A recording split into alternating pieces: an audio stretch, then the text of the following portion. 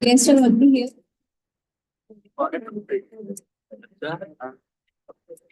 Pin drop silence, please, everybody.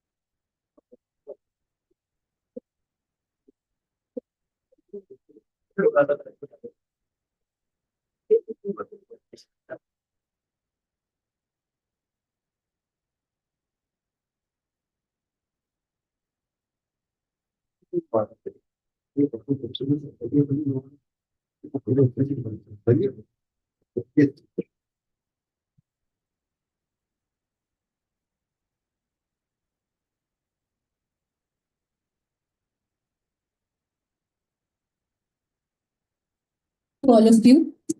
On behalf of Lloyd Institute of Management and Technology, I, Dr. Shilpa, Professor and Vice Principal in the Pharmacy Department, welcome you all to grace Lloyd's 4th International Conference on Transformative Journeys Harnessing AI and Innovation for Sustainable Development of Pharmaceutical and Healthcare Sector.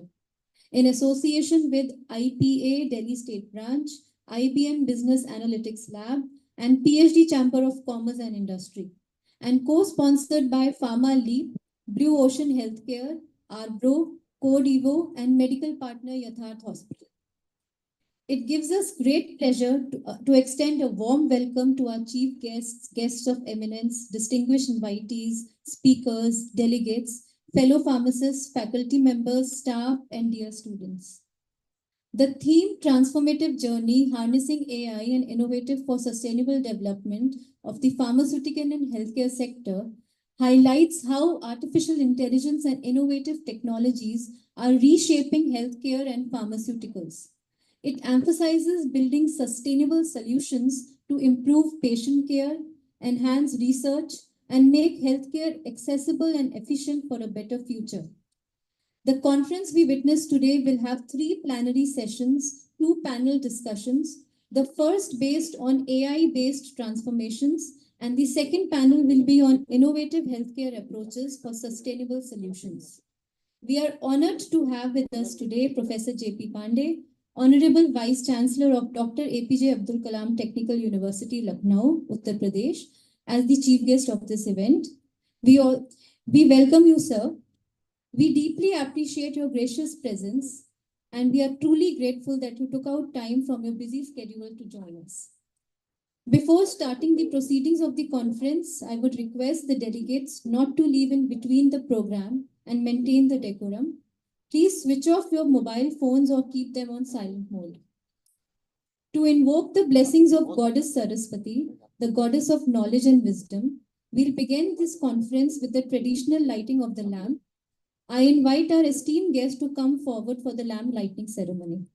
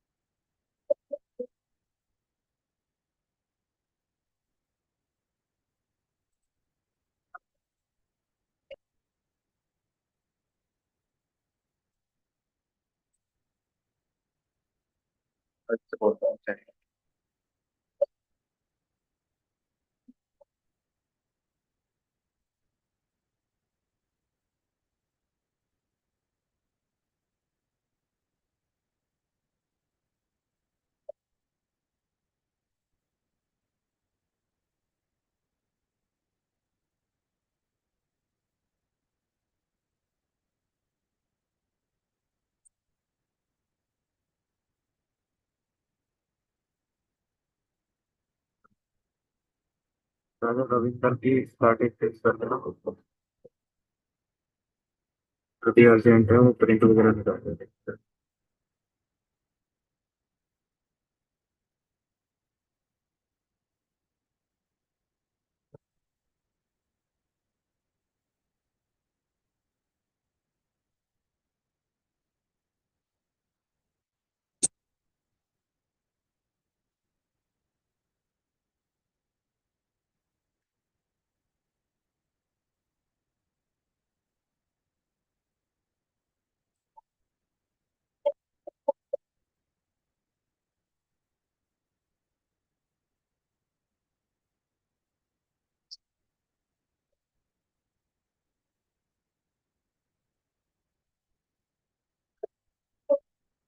Thank you so much, everybody.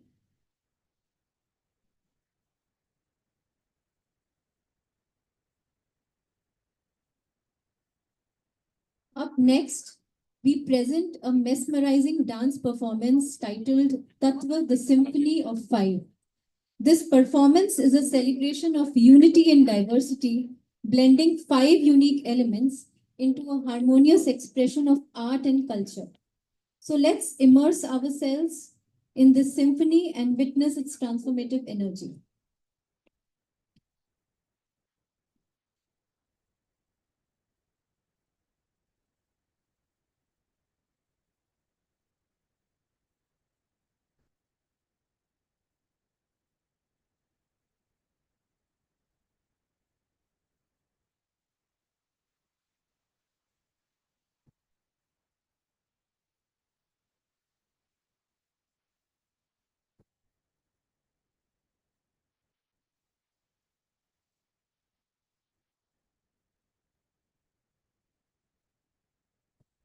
Tattva, the symphony of five.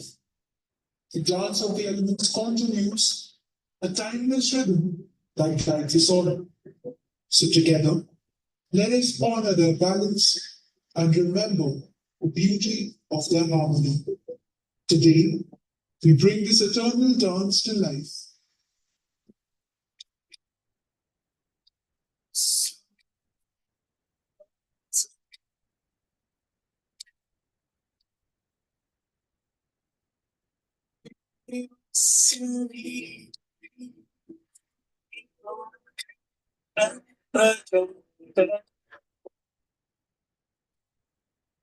Earth, water, fire, air, and space are elemental energies inside each of us. Let's look deeper. The first element, earth, the symbol of stability and strength. It is the foundation beneath our feet, grounding us to the physical world. Earth teaches us resilience and growth.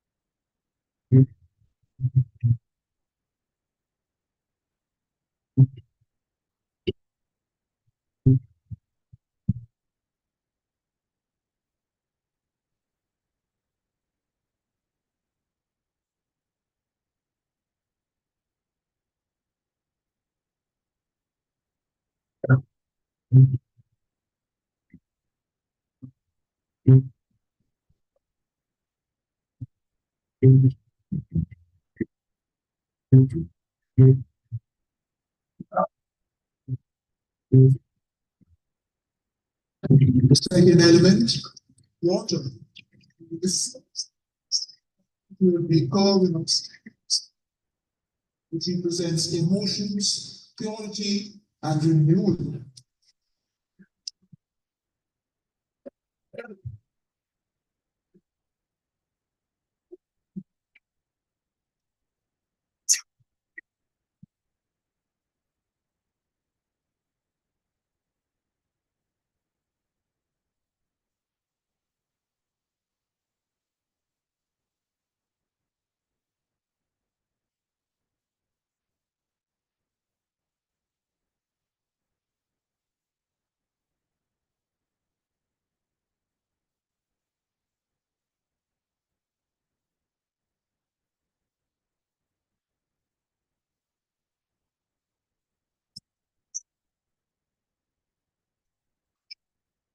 It is the force of transformation, ignition, ambition, and nation of path to progress.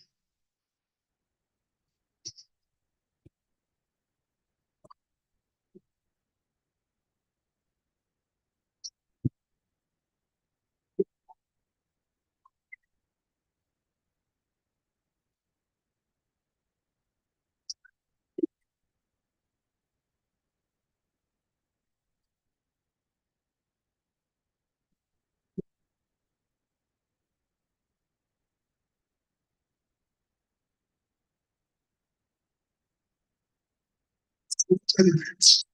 Air. It is the movement of freedom, the invisible force that carries breath, life, and ideas.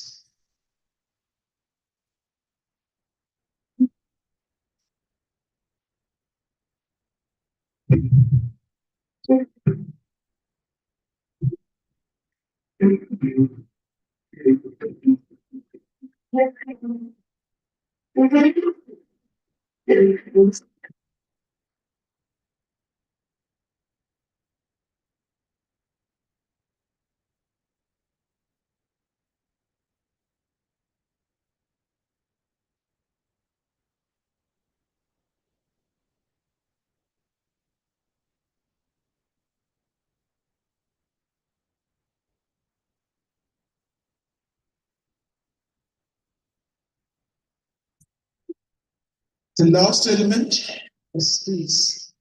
An infinite expanse, silent yet profound. It holds everything together of its boundless potential.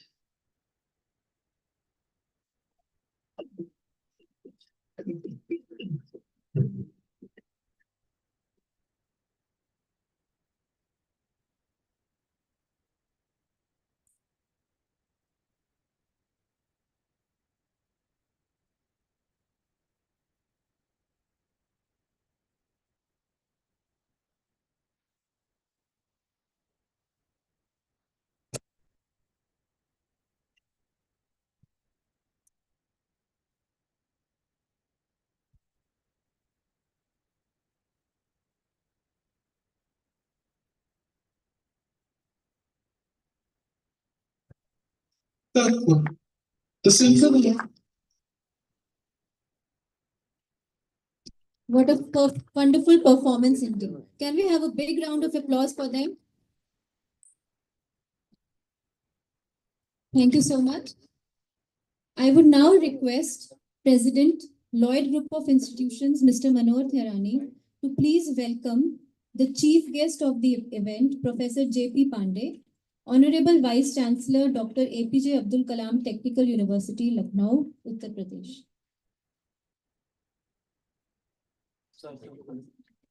Can we have a round of applause, everybody?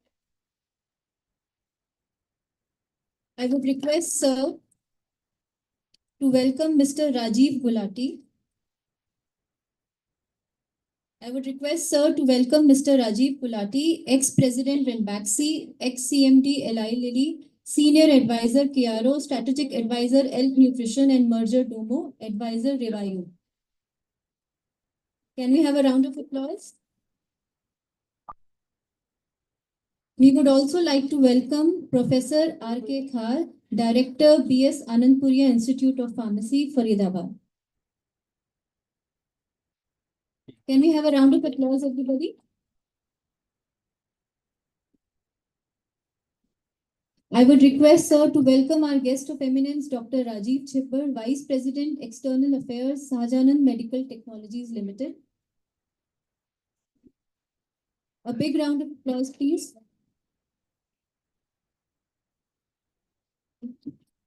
We would like to welcome Mr. Raman Kumar Khepar, Senior Director, Global Marketing, Jubilant Biosys Limited.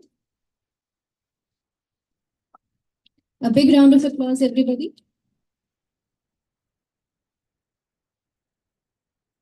Thank you so much, everybody. Just waiting for the dais to get set up so that everybody can then proceed on stage. Just give us 2 minutes for it.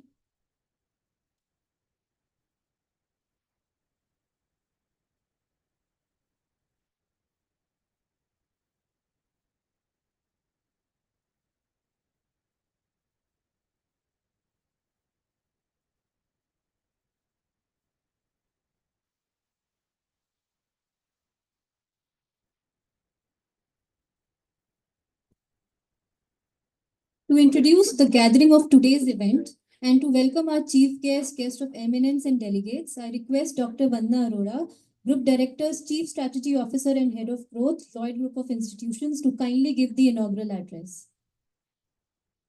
Thank you, Dr. Shilpa. So, time is money, and we respect the 5 elements that we just witnessed, and the 6th element, which is time. So, in respect of everybody's time, I take this privilege to start till the curtains are opened. Are we ready?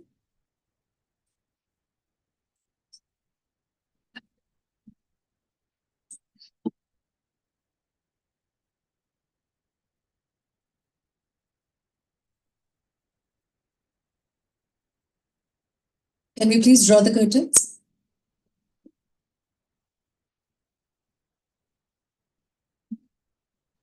I request the dignitaries to please move on the dais.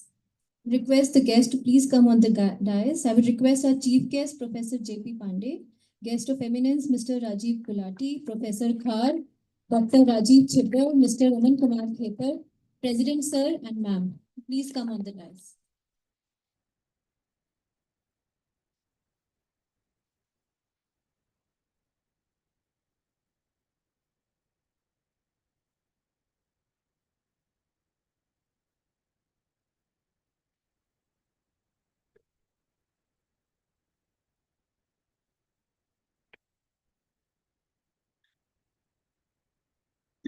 Once upon a time, a young monk in a faraway land asked his master, "What is the secret to greatness?"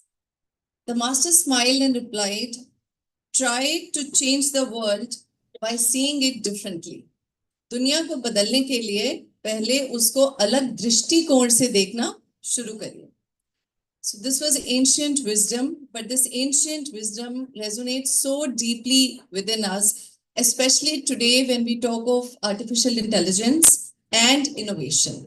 So AI and innovation are 2 powerful tools which are helping us reimagine the world, not just as it is, but as it can be. So good morning, everyone. ये हमारे लिए अत्यंत सम्मान और सौभाग्य की बात है कि आज इस कार्यक्रम में हमारे माननीय मुख्य अतिथि प्रोफेसर जेपी पांडे सर, जो APJ Abdul Kalam technical university Lucknow Uttar Pradesh के माननीय कुलपति हैं, हमारे बीच उपस्थित हैं. सर, आपकी उपस्थिति हमारे लिए प्रेरणा का स्रोत है. आपने जिस तरह उत्तर प्रदेश के तकनीकी शिक्षा को नई ऊंचाइयों तक पहुंचाने की अभी तक चेष्टा की है और बहुत चीजों में नई पहल कर रहे हैं, वो हम सभी शिक्षकों और छात्रों के लिए मार्गदर्शन है. On behalf of Lloyd Institute of Management and Technology and the entire Lloyd Group, I extend a heartfelt welcome to you. Thank you, sir. Thank you very much for coming in. हमें गर्व है कि आज हमारे साथ कुछ exceptional thought leaders हैं और मैं अपने गेस्ट और स्पीकर्स, सभी रिसोर्स पर्सन, सभी डेलीगेट्स का दिल से स्वागत करती हूँ. I take this opportunity to welcome the guests on and off the dais. Forgive me if I miss any. I welcome our mentor, guide and support of Lloyd Group, Professor Roop K. Khar sir. Sir, thank you for coming in. I welcome Mr. Rajiv Gulati, ex-president Ranbaxy and ex-CMD Eli Lilly and a friend to Lloyd. I welcome Mr. Raman Kumar Khepar from Jubilant Biosis. I welcome Dr. Himanshu Chaturvedi from ICMR. I take this opportunity to welcome our keynote speaker, Dr. Rajiv Chibber, the Vice President, External Affairs of Sahajanand Medical Technologies. I welcome Mr. Asim Kumar Datta from Jubilant, Ms. Parul from Sun Pharmaceuticals, Mr. Sudhanshu from Abbott, Ms. Shivi, who is the co-founder of Velem, Dr. Rahul Amritraj, Mr. Vipin Tyagi, Dr. Pooja Fogat, Ms. Meenal Bhatt, Ms. Sharmila from IBM, Dr. Ashima Punyani from IQVIA, special guests of the occasion, all directors of various colleges, faculty, and students from all across the nation. I heartily welcome all of you again, and all the resource persons who are acclaimed in not only pharmacy, because we have people from technology also today, So I take this opportunity to welcome all of you and 1,500 registered delegates that are going to be witnessing this show and thousands who are watching us online. Our strong pillars in pharmacy and the organizing committee, Dr. Lalit, Dr. Chitra, Mr. Rajiv Kumar, Dr. Shilpa and Dr. Ashish, who are also the conveners. And last, our powerhouse, our visionary president and owner, Sri Manohar Tharani. Sir, I'll take a moment to highlight some of the key achievements and initiatives that had happened at Lloyd Institute of Management and Technology and Lloyd Group as a whole. Sir, we laid the foundation in 2004, which was exactly 2 decades ago in pharmacy and management. And around 2021, we also started engineering.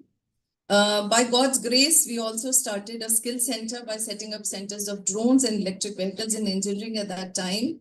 And Almighty has been kind to us. That a story that started with a handful of students and a couple of faculty now houses close to 9,000 students. Sir, our pharmacy program is NBA accredited, and we are proud to have received the DSIR approval, which allows us to engage in research.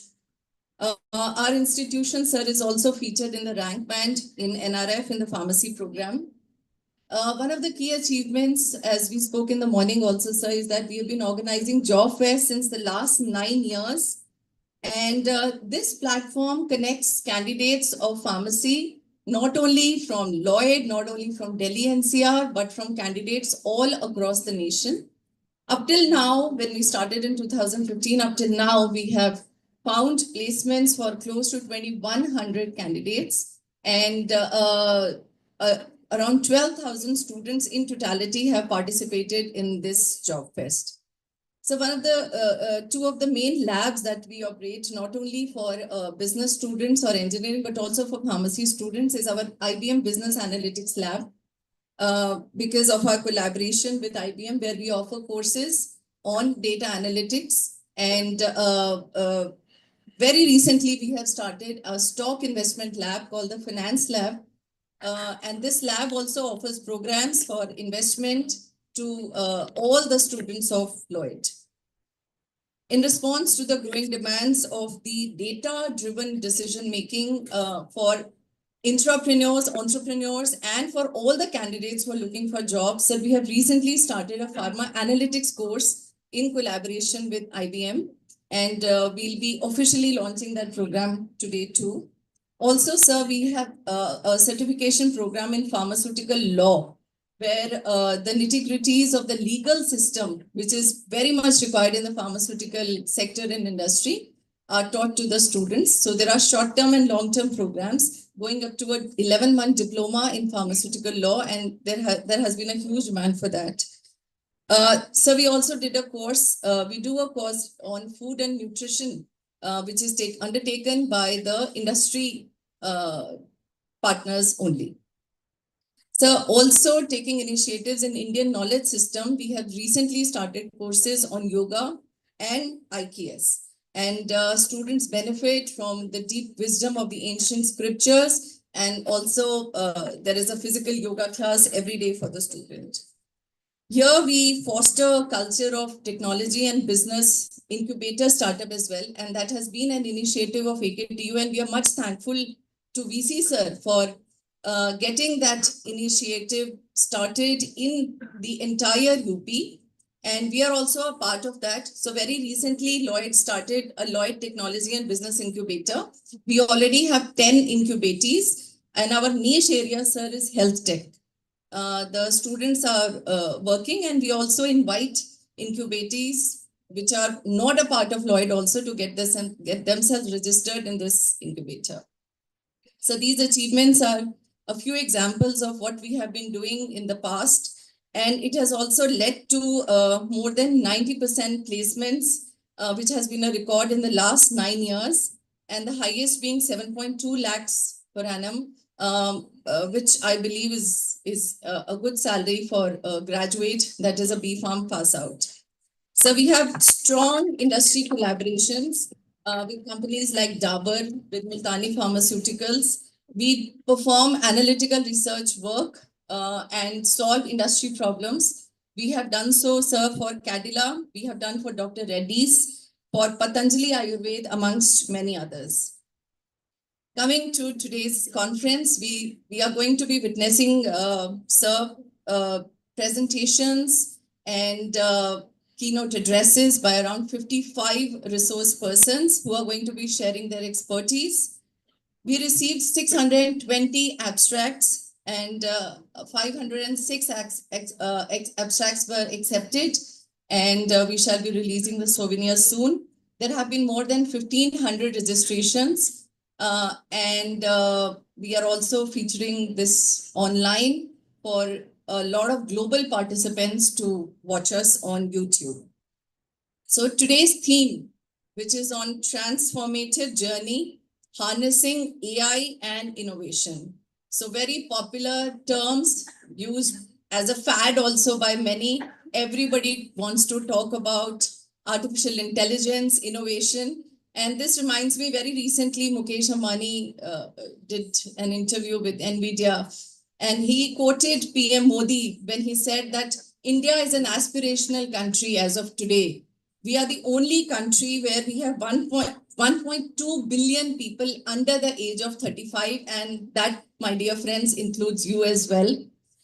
So India is going to be one of the biggest intelligence markets. And I think here he meant artificial intelligence, but we hope that with so many people under the age of 35, it is going to be a lot of natural intelligence as well. In fact, just a day ago, just 2 days ago in Times of India, it featured Willow, if any of you had a chance to read it. So it is a new chip called Willow, which works on quantum computing. And it is very interesting, to know the features of this Willow chip and what it can do for us. So the article said that this Willow chip can do computational faster than supercomputers also. Any complex problem that a supercomputer will take 10 septilinear years, which can be solved by this Willow chip, which works on quantum computing. Now, what does it mean to all of us? So it all sounds very interesting, but a lot of us are still illiterate when it comes to AI and terms like quantum computing. When it comes to traffic systems, because that's very general. So imagine safer cars, because traffic systems are optimized instantly, or there are financial models which can predict the market trends very accurately, and it prevents economic crisis. Since a lot of us are pharmacy background professionals here, so what does it mean? Something like a Willow chip, something like quantum computing, why we should be studying this, what it implies to us. So in the world of pharmaceuticals, where developing a new drug takes close to 10 to 15 years, and it costs billions of dollars, because it involves analyzing countless molecules, and it runs trials after trials and failures after failures. So this Willow chip can actually change the game. It can simulate how a potential drug molecule interacts with the proteins in the human body. Something that could take today's computers also decades to calculate. So this means faster development of new medicines, especially for diseases like cancer, for diseases like Alzheimer's, and newly coming diseases like COVID. Also, have you ever wondered why various patients respond differently to various medications? It's because of our different genetic makeup. So a Willow chip can sensitize the medication, and there are chances of customization of medication also for individual bodies. That means that we can have more cost-effective and most efficient medicines coming in future. So it's a very exciting time. With innovation, we are not just imagining the future, but we, my dear friends, are building it. So I will request all the delegates, all the faculty, research scholars to take maximum advantage of these sessions. To conclude, मैं एक बारी फिर सभी speakers, patrons, delegates का स्वागत करती हूँ. Let us embark on this transformative journey together. जैसे कि कहते हैं, मिलकर चलने से मंजिल आसान होता है और मंजिल तक पहुंचने का सफर एक कहानी बन जाती है। Thank you. और आप सभी के साथ एक इंस्पायरिंग और इम्पैक्टफुल दिन की उम्मीद रखती हूं मैं। Please ensure to share your feedback with us so that we can improve next time. Thank you once again, VC sir. Thank you to all the dignitaries. With the blessings of Almighty, we start the conference. Thank you and God bless. Thank you so much, ma'am. It gives me immense pleasure to introduce Dr. Rajiv Chipper, Vice President, External Affairs, Sahajadan Medical Technologies Limited. Dr. Rajiv is a senior corporate affairs, policy, communication, and media strategist with experience across several industries, including pharmaceuticals, medical devices, and has worked in the key areas of healthcare, climate change, energy, and sustainable development. Dr. Chipper has been a key intermediary to shape global health diplomacy and strategy that has driven sectoral growth through innovative initiatives and collaborations with diverse stakeholders. He has the distinction of being the first medtech-led lead to represent the Indian medical device industry. Sir, it's a pleasure to have you with us. May we request you to kindly deliver the keynote address. Thank you. Thank you very much. Thank you, Lloyd Institute. Honorable Vice Chancellor, sir, guests on the dais, everyone here in the room. It's a pleasure to be here. And thank you for such a lovely audience. I mean, an early morning audience and seeing so many bright faces, young faces is always a rejuvenation. We started off with the 5 elements. Then Professor Vandana spoke about another element. I'll add another element to it. The 7th element that we all would want to actually have when we have such eminent people here is knowledge. The 7th element that we can actually imbibe. And all these elements, if you look at it, they take you towards shaping not only your careers, your professional lives, but yes, taking you to a very different level where everyone talks about now the new age technologies and healthcare. So I, as graciously introduced, I have been in the health tech and the med tech sector for quite some time. And, it's been a very great journey to see how India is developing now. And with the new age AI coined, we thought of transforming it in a very different way, where we not only looked at AI as artificial intelligence, which I think most of you do know. We thought of leveraging or recoining the word to academia and industry, AI. What starts with the 5 or the 7 elements now of knowledge will actually harness your careers to the next level when you become professionals. And as Professor Vandana said, a young populace looking at professional careers, and great to hear that you've got almost like 90 plus achievement in placements. So my aim here was to also talk about a sector that probably is the dwarfed sector of the pharmaceutical industry or the healthcare industry, which is the medical devices industry, or as we call it, medtech. How many of you technically do know about what medtech is? Any guesses or any idea, or it's just a post-COVID syndrome that everyone knows? Any question? Any answer from any student? If I anyhow, we'll go into those dynamics a bit later. But yes, medical devices post-COVID has become an area which is not only a focused area by the government of India, but fortunately over the past couple of years, institutions have also taken a lot of interest into this, because as per a scale committee report, and I happen to be on the committee of scale, which is a standing committee on local value add and professional life sciences, which is under the Ministry of Commerce. By 2035, the medtech industry would require 35 lakh people to be employed. 35 lakh people. And where is this population going to come? And we need them in each and every sphere. It's like a huge spectrum that we require. Like in the pharma sector that you've possibly seen, the kind of job spectrums that you have. In the medtech sector also, there is a huge convergence of jobs that we are now requiring, not only from unskilled to blue collar to white collar jobs that are available. And these 32 lakh people, we as an industry would require by, I would say, the present galloping speed before 2035. We'll look at tick boxing the global goals of looking at by 2030. The present medtech industry is a $14 billion industry. And as I said, we may be dwarfed to the pharmaceutical industry, but by 2030 and possibly by 2047, we would be easily a $150 billion industry. And that's a huge industry that India would be catering to the world. So I was just, while coming here, I was going through a set of professional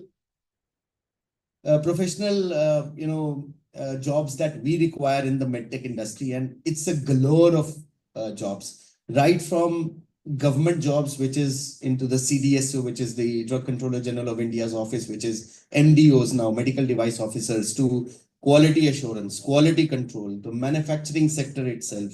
In the field of engineering, and you would not believe that we require biomedical engineering, electronic engineering, mechanical engineering, medical physics engineering, life sciences engineering, assistive devices, which is getting a bigger role now. We require engineers in those areas. We require R&D and design experts. We require animal lab, toxicity lab testing experts, sales marketing in any case.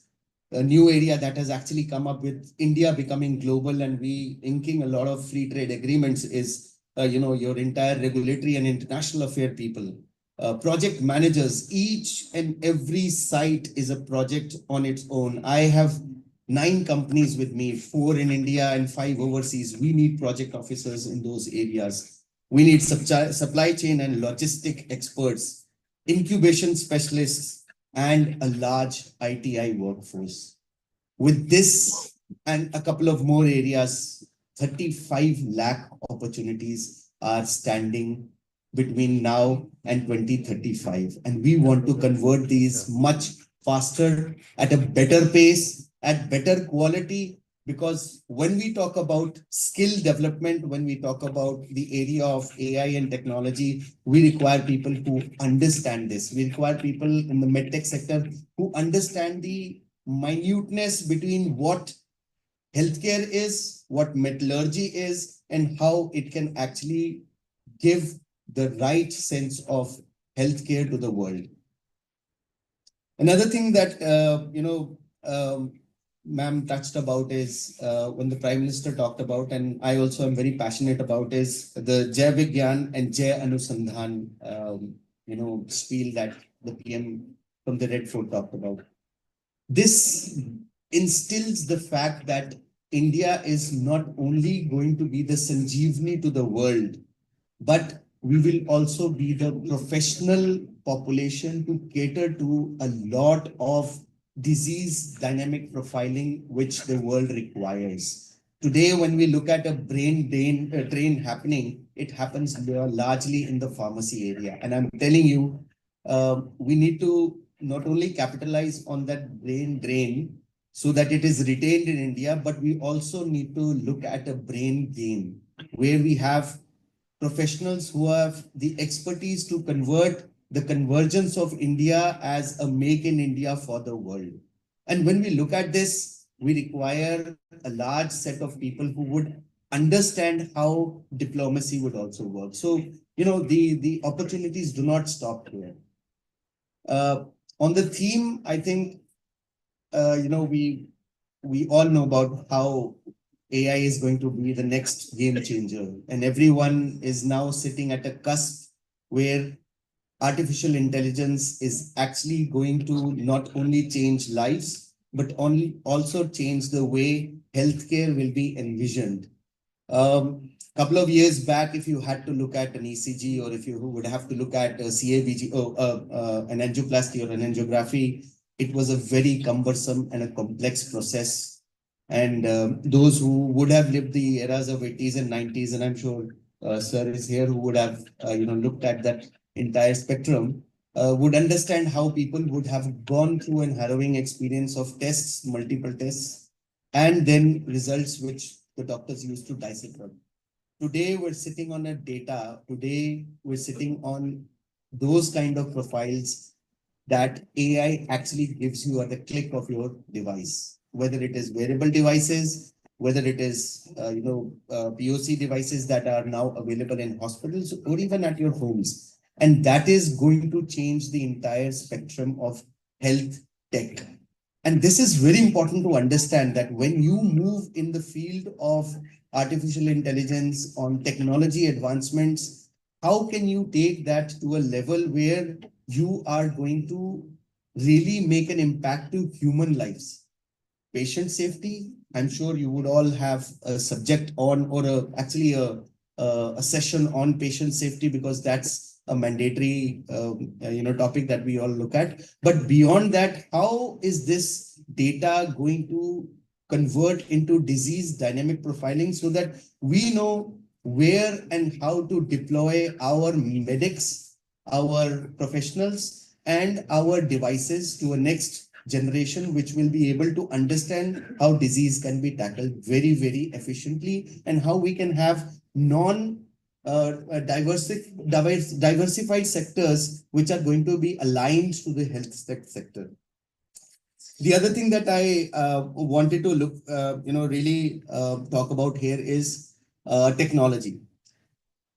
The theme says AI and technology, harnessing technology equally with AI, and that too at not only the class A and class B cities. Will have to take it down to not only peri-urban areas, class 3 cities or tier 3 cities, and down to the rural population. Today, we feel very proud of the fact that when the Prime Minister talks about Ayushman Bharat really clocking more than 70 crore people, it's a huge feat that we've looked at, and it's the biggest UHC, universal health coverage, that a country like India has provided, surpassing even US, surpassing even the NHS in the UK, and many other, I think, governments who actually would have never envisioned that such kind of a population can be catered.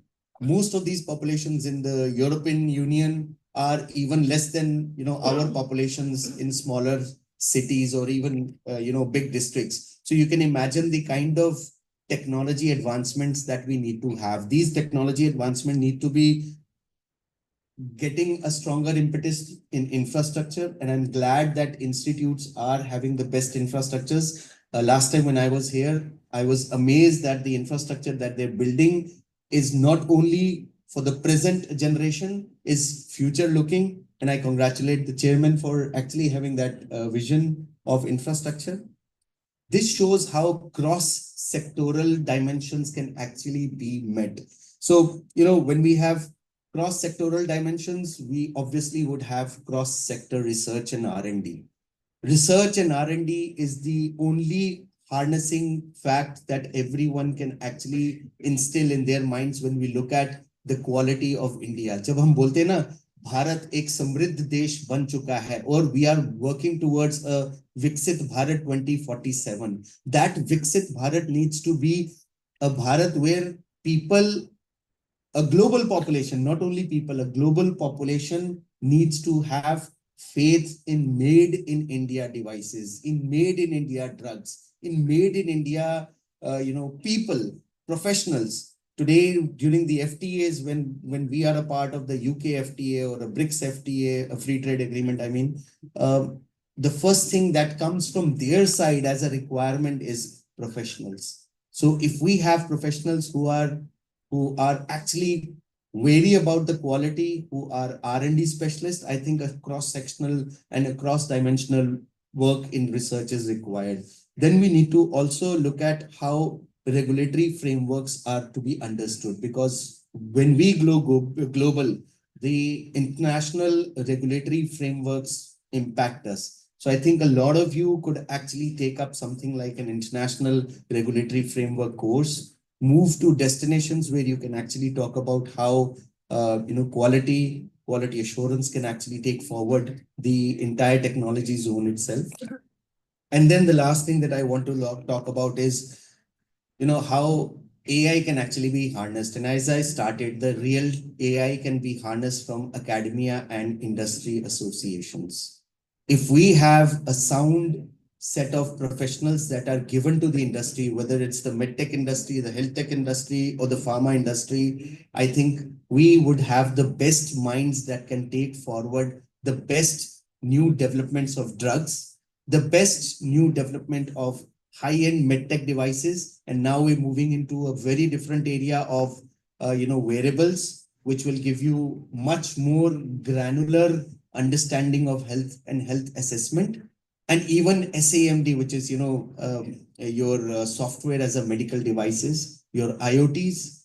Everything is going to be looked into a spectrum which is based on research and technologies. So I think it's time that we embark on a journey of transformation. It's time that we recognize that technology, innovation, and R&D are the cornerstones of where India can leapfrog from where it is now to almost a different level towards a Viksit Bharat. And, the twin goals of achieving not only health within the country, but also providing health to a global population is something that we all should aim at. Institutions can aim at, and collaboratively, I think this can be achieved much before 2047. हम विकसित होने से पहले at least शिक्षित होकर उस विकास के रास्ते पर अग्रसर हो सकते हैं. Thank you very much. Thank you. So much, sir, for enlightening us. It gives me pleasure to introduce Mr. Raman Kumar Kheper, Senior Director, Global Marketing, Jubilant Biosys Limited. Mr. Kheper is an accomplished international marketing professional with 26 plus years of experience in the healthcare sector. With a strategic and structured approach, Mr. Kheper offers data-driven solutions to overcome challenges. In his most recent role before joining Jubilant Biosys, he served as the Associate Vice President and Head of Marketing for International Business at Cadila Pharmaceuticals in Gujarat. He has completed his MSc in Forensic Science from Punjabi University. He holds a PG certification in management from SP Jain Institute, Mumbai, and a certification of digital marketing from Google, UK. Sir, may we please request you to kindly address the delegates. Thank you, madam. Thank you so much. Good morning, everyone. Good morning. Still, it can be a little louder. Good morning. So yesterday I came back. Yesterday, today morning at 3:30. I was talking to Vandana. Vandana, this is what is happening. And for last 1 week, I am traveling, Singapore, Chandigarh, Bangalore. And I was really wondering what to talk now.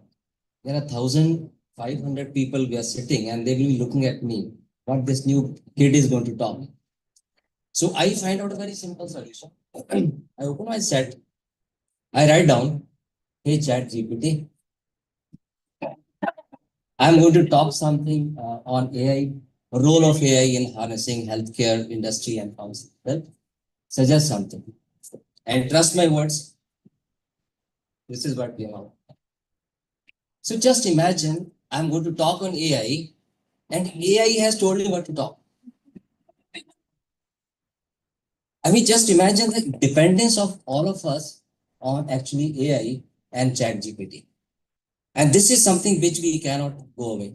Honestly, this is something which we really have to embrace. We have to take it up and we have to understand this is where the life is going to be all about.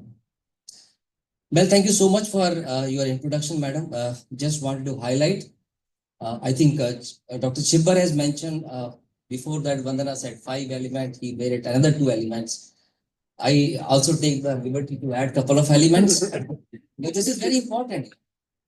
So when I talk about all the 5 elements, then he added knowledge. Yes, absolutely. This is why we all are here. But if you ask me, there are 2 more elements which really makes you very successful. One is which is already in your genes. It's in your DNA. You cannot change, you can still modify. The other element which I think very, very important, I would like to touch upon is the skills. I keep telling my team, you should focus on ASK, attitude, skill, and knowledge. So I'm happy that I've contributed two more elements to make it 9 now. Okay, super. So can we clap?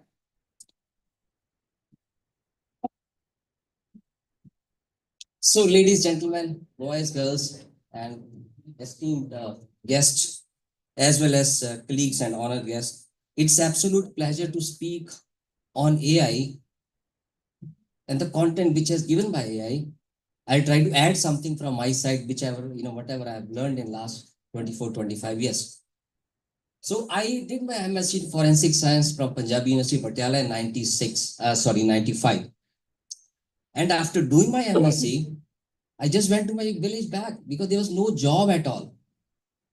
On one hand, I had the gold medal, and on the other side, I was sitting at home, and my mom came running. She said, "Hey, भाई तू district का पहला बंदा जिसने MSc करी है, कमाएगा कब? तू नौकरी कब करेगा?" And trust my word, that is the time when I realized, no, man, I really have to move out and do something to earn something, right? At that point of time, the awareness about forensic science was not very exhaustive and very limited scope kind of stuff. And what I got, a job, I thought I'll run away from home, but then I thought, let me have a haircut and then I'll leave the house. I went to the barber shop and I was waiting for my turn and I saw a newspaper, Punjab Kesari. I am from Chandigarh, by the way. It's a small village next to Chandigarh. And there was a job advertisement that we need medical representative. And I never knew what is a medical rep. I said, no, it's a job. Let's go and get it. So I ran to Ludhiana. Cutting the story short, I went with the new jeans. I think Dr. Rajiv will understand what I mean when I say I went with the new jeans, tuck t-shirts, so that I look very flashy, dashing, with high heel shoes. That was the trend at that point of time. And I went to, get the job of a medical rep in a company called Glaxo. That time it was Glaxo. And the moment I landed, I saw very smart people standing, with all blazers, ties, all the girls with spectacles and all this. I was like wondering where I would come, right? So I'm giving this story just to bring a context to one point, which I'll, discuss with you. And the guy came running that, yeah, bhai, kya kar rahe ho aap idhar? I said, bhai, job ke liye aaya hu. Ab Punjabi banda hai to Punjabi mein baat karega. I said, I came for a job. So he looked at my attire and he said, wow, but it's not a film shooting happening. And honestly, I was not looking model at all, right? And Dr. Chibber, to be very honest, the manager was good. He said, hey, what happened? He said he has come for a medical rep job and look, he doesn't know what to dress. But the manager was good. I was lucky enough to have, in life, remember, if you get a good manager, you are lucky. He said, okay, give him a chance. Yeah, it's fine. He has come. They gave me a chance, and now I'll end the story. I got a medical rep job in 1996 in a company called Glaxo. I never traveled beyond Chandigarh or Patiala. And that's the first time when I went to Delhi in a train. At the age, just imagine 24, 25 years, right? See where the AI has come. In the last 7 days, I have gone to different continents, and today I'm standing here. Got the job as medical rep in Glaxo, started at Orei. But then I thought, okay, no, it's very important that I need to grow further. So in life, I'll not speak too much on AI. I'll speak too much on what practical aspect of my life, which you may, correlate. I said, no, let's grow in this field. So guys, there are two options in life. When you join a profession, you have either choice or chance. 90% people get the job just by chance. I'm sorry if the numbers are wrong. You can increase further. It's going to happen because we don't know where we are going. 90% student and even a majority of the people I come across, they do not know where they are going. they do not understand where is the next level and what they need to do to achieve that level. I was lucky enough. I never went by choice. With the gold medal in hand, I never wanted to become a medical rep, which I don't even know. I hope many of you know the job of medical rep. Started career. The second option is if you have come by choice, fantastic. You will love what you do and you will grow to any level, like any other eminent guests who are sitting here. But if you have come by chance, don't get disheartened. It's very important if you can convert your chance into choice. This is what I did. I said, if I have to become a medical rep, if I am working as a medical rep, I need to grow here. And I must admit that at that point of time, I was earning more than my dad, who spent almost 25 years in the government job.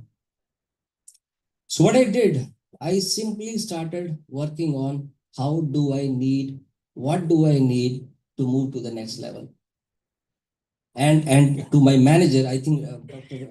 Rajiv, I'll refer you again and again. You will understand from a medical rep to a first line manager, you still have to work as a medical rep. You need to understand the intricacies because as a manager, you're going to handle 4 or 5 people, right? I said to my manager, I want to become a manager. He said, yeah, तेरे 2 साल हुए हैं भाई, बच्चा है, तेरे को तो sales rep चबा देंगे ऐसे बेच के खा जाएंगे. I said, no, sir, I really want to become. He said, okay, it's good. But Raman, you know, there's a condition that minimum 3 years you have to work as a medical rep. I said, sir, I'm fully aware of. That is why I have come after 2 years to you. I have 1 year left. I want to become manager in 3 years with the minimum time possible. The moment I said it, he said, yes, Raman, I think you are giving me a confidence that you can become a manager. I became manager, became the youngest ABM in GSK at that point of time. And I had all the people, senior people, 20 years experience, 15 years experience, right? And then, of course, the same process, I kept growing, I kept learning, and I became RPM and I became NSM, All India Head for a hospital team. I launched rural marketing. Then I moved to, from sales, I moved to marketing, then global marketing. Then I moved to Poland, set up a digital hub. So in this small story, I have tried to tell you that there were 3 things which I did actually. Number 1, I was very clear that since I have come by chance, I need to convert this chance to choice. So I started loving what I'm doing. I was the best medical rep all India for continuously 2 years. So the first is your mindset. If you can convert your chance to choice, you will love what you do and promise you will grow further. Number 2, I will touch upon some of the 3 basic elements, which is, I think every guest will speak on. It's hard work, it's your sincerity, your honesty, and your dedication. The third element is the planning. Many people come to, for example, I'll give you a brief introduction about my company. When the new people come in the system, they feel that, okay, I have done MSc, I have got a job, fantastic. अब जैसे होता ना एक बार कि मैं तो अब दामाद बन गया कंपनी का, right? But trust me, this is something which I tell them, man. If you really want to grow in your life, you need to understand what brought you here will not take you there, right? To move to the next level, you need to have different skill set. You need to have different knowledge points, right? And you definitely have to have that positive approach that, okay, this is something which I can do. And self-confidence is the last element I would like to touch upon.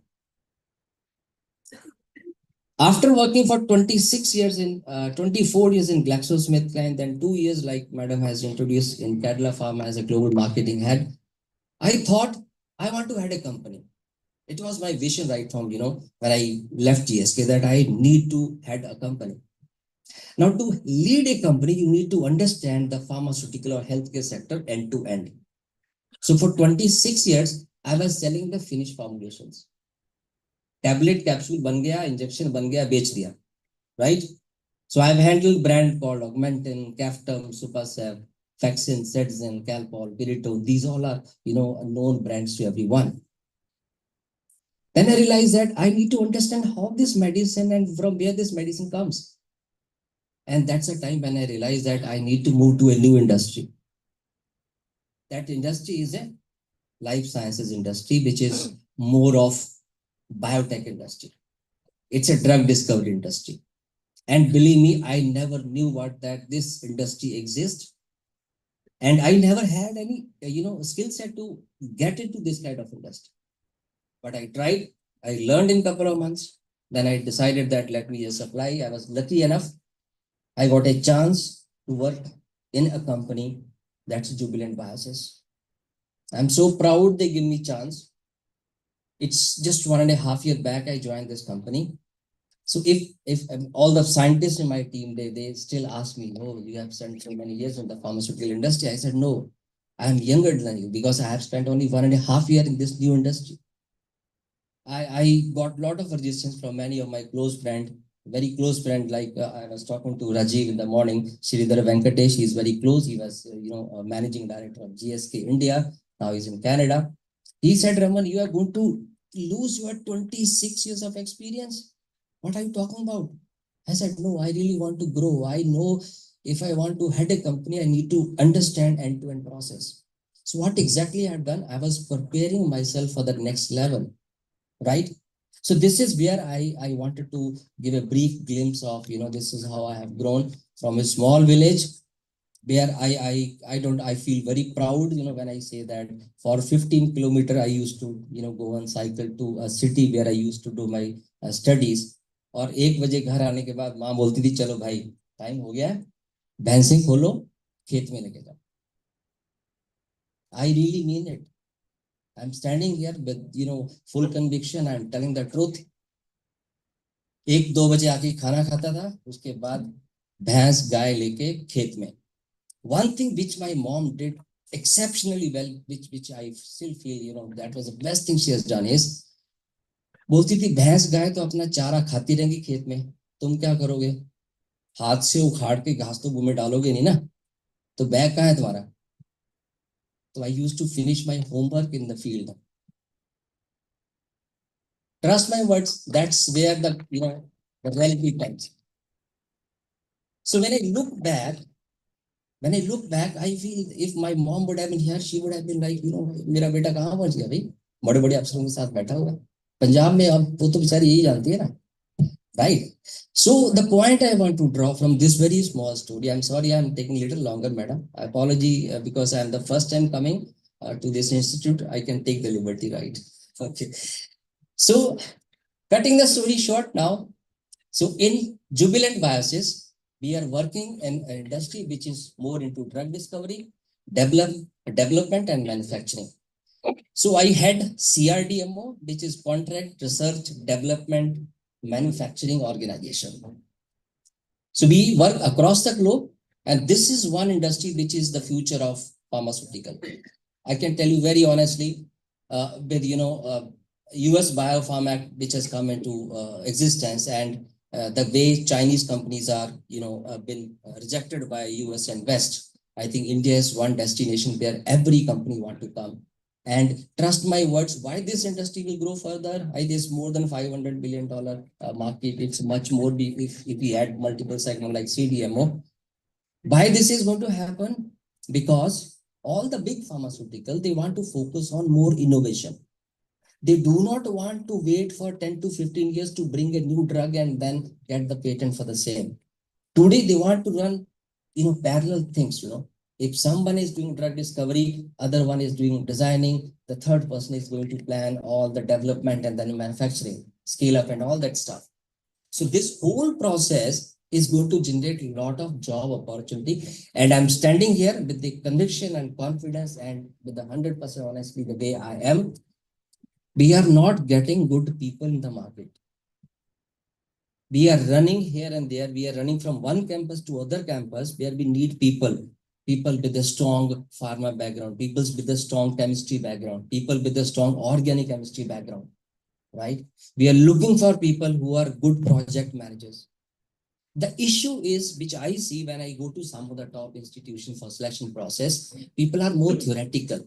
This is where I was talking to Vandana today morning, that there's a gap. Even Dr. Chitra I was talking to, there's a gap between what we study in our curriculum and what is required in the industry.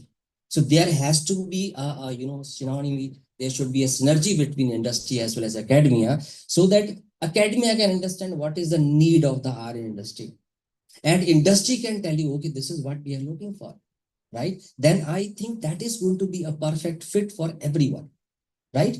So this is where I would like to compliment the chairman, sir, and of course, all the faculty member and the management of this institute. They are thinking that only we need to understand industry is important to synchronize with the theory. So my advice to all of you once again is please focus on just not the education, I mean to say the theory part. Try to understand the practical aspect of that. Try to understand what you have learned, how that will accelerate or will bring value on the table for the company. Then people will jump to take you. I promise you for this. But if you just study to get the degree, you will get the degree. Then you will not be able to perform there. In last batch, I asked a couple of scientific questions. I'm not a very scientific guy, but I asked a couple of questions to people who have come after doing MSc and even PhD. And some of them were like sitting blank. I said, oh gosh, what happened? Yeah, you are fresher. You have come from IIT, good institution, and you are talking about that. Oh, I don't remember this. So my suggestion to them, which I just gave, I said, you have studied in your college or wherever you have studied, you have studied to get your degree, which you have got. But now, when you come to the table in a company, then you have to bring out that knowledge, right? And I keep telling them, please brush up your notes now. Now, for next 1 or initial 2 months in the company, please study so that you are at par with other people who have come with the knowledge, right? So these are a couple of lessons. I'm sorry because I never wanted to go by what Chat GPT gave me, but then I will just respect Chat GPT. I'll speak out something from the notes as well. I think pharmaceutical has always been in the forefront when it comes to innovation. Drug discovery is something where I personally feel AI can have massive role. It is already playing, but there's a massive scope for this, role of AI into drug discovery. I remember again, I will refer Dr. Raji because he has seen both the world of drug discovery as well as finished formulations. It used to take 10 to 15 years to bring a new medicine on the block, right? And today, what is happening with the AI and ML? I think we are getting the drugs faster to the market. We are getting more customized medicine. Now you can actually design a medicine specific to a patient. I'm working on some of the projects where we are understanding how you can get into the system of the patient. You can modify DNA. You can change a couple of things here and there, protein structures and other stuff, and the future generation is going to be safe, right? So that's the kind of future I see when I look at the role of AI into pharmaceuticals. Clinical trials. We used to have patients from, we used to struggle. How do we have the clinical trials? Today, it is, I think, it must be that, right? Your time is over. Okay, no, I'll just close this. So friends, I think, yes, respecting the time, and I know there are a lot of other agenda we need to achieve. So probably AI, ML, you will see a lot of people going to talk on this. My request is please focus on your skill, knowledge, and modify your approach toward your future, right? And last couple of lines, which I would like to definitely speak. I think we are standing on the brink of an era where the diseases which we thought they are not curable is going to be curable. It's going to be faster. We have seen a vaccine called, COVID vaccine. In just 2 years, it has come out, right? What is more important, we need to focus on infrastructure. We need to focus on instrumentation. And the last one, which we need to focus is on skills. I'm sorry, I wanted to say a lot of stuff, but then definitely looking at the time, these were the couple of things which I wanted to share. But then I'm available. Just if you have any questions, please let me know. Thank you so much for your patience listening. Lloyd Institute, in collaboration with IBM, proudly launches the foundation course on data analytics in pharma, a visionary initiative designed to enhance analytical expertise and innovation in the pharmaceutical sector. For this, I would like to invite Dr. Neetu Kamra, Professor and Head Executive Education Program and Center of Data Analytics and AI Initiatives, Lloyd Business School, to please come on stage for the launch.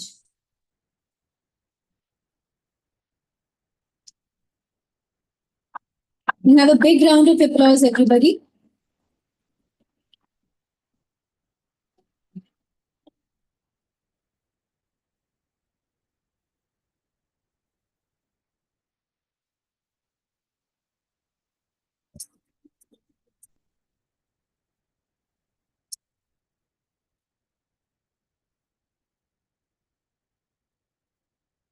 Can we have a round of applause?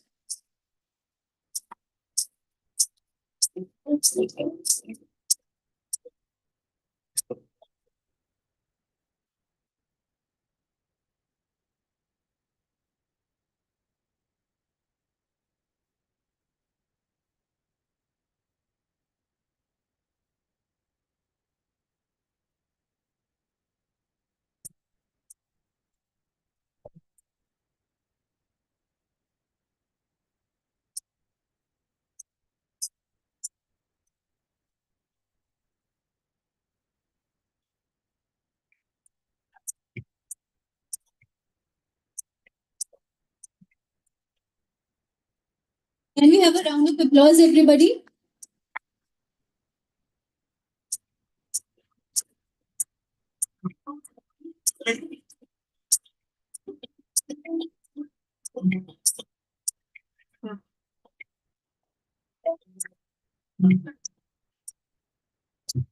We are now pleased to announce the release of the souvenir abstract book for abstracts presented today, for which I would request the organizers of the event, Dr. Chitra, Dr. Lalit, and Dr. Ashish, along with our dignitaries on the dais for the release.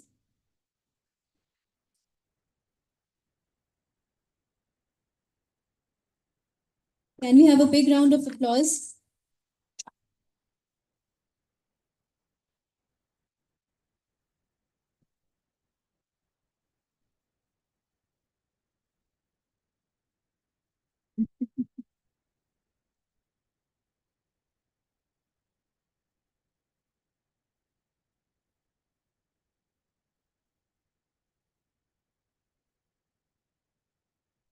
For downloading the souvenir cum abstract book, you may please scan the QR code on the screen, everybody.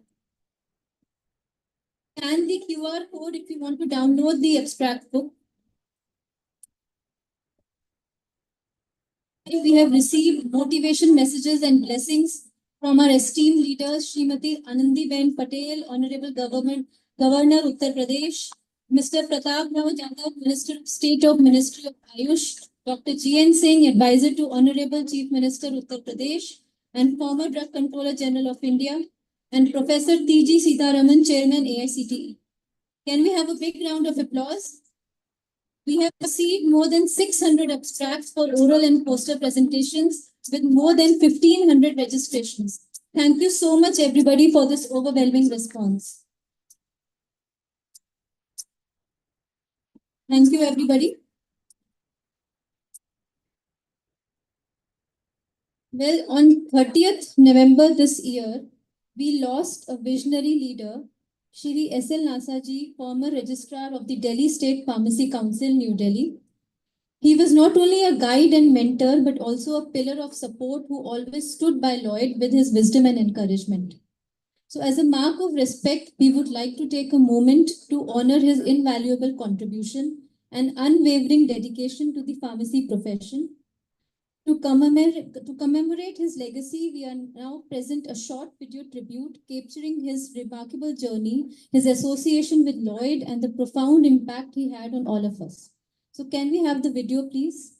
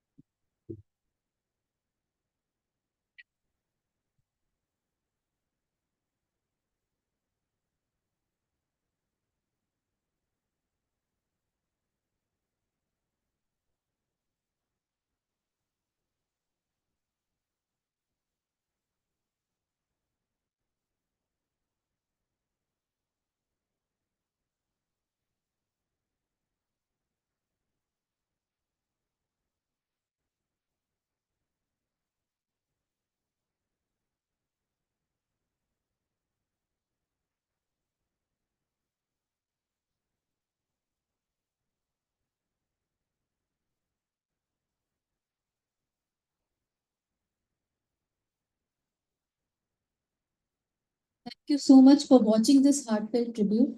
Shri S.L. Nasaji was truly a legend whose legacy will continue to inspire us for generations. Thank you so much. Well, the much awaited moment where we all have gathered here to celebrate excellence, acknowledge outstanding achievements, and honor those who have made significant contributions in the field of pharmacy. So let's begin our award ceremony.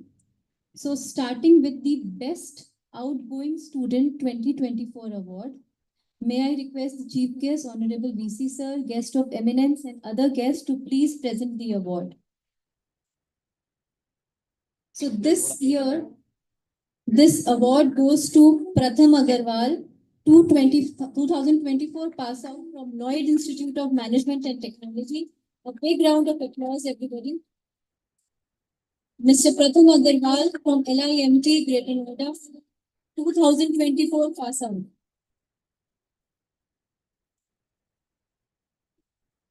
We have a big round of applause.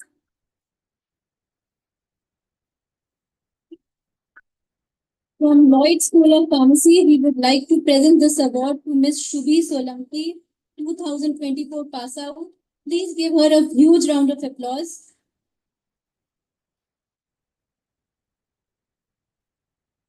They have been presented this award for their exceptional academic achievements, leadership qualities, and overall outstanding performance during their academic journey. Heartiest congratulations to Shubhi and Pratham. Thank you so much. The SL NASA Award has become a tradition, a legacy that we uphold with pride and reverence every year. This award is a testament to the legacy of academic excellence and institutional commitment that defines our institution. So this time, I'm delighted to announce that this year, the recipient of SL NASA Award, Shivani Singh, Associate Professor from Lloyd Institute of Management and Technology. A big round of applause, everybody.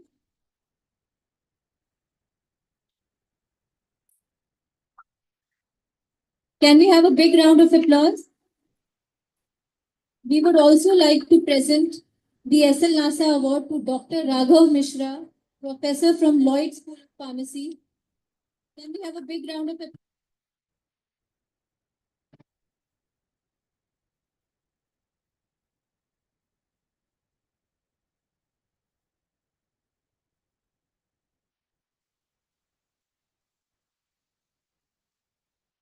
Raghav Mishra from Lloyd School of Pharmacy.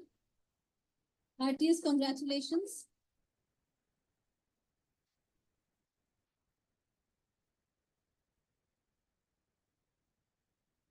We have a round of applause, everybody.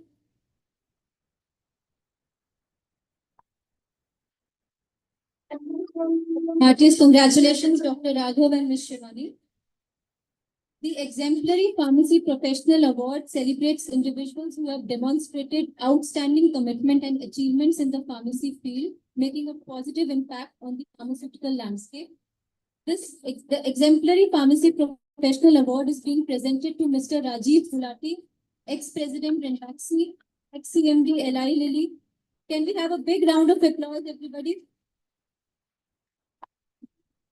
This award is being presented for Mr. Rajiv Gulati's extensive experience of over 30 years in the pharmaceutical industry, his impactful roles at Eli Lilly and company globally and in India, his advisory roles in the pharmaceutical domain, and his steadfast dedication in advancing and upholding the integrity of the pharmaceutical field.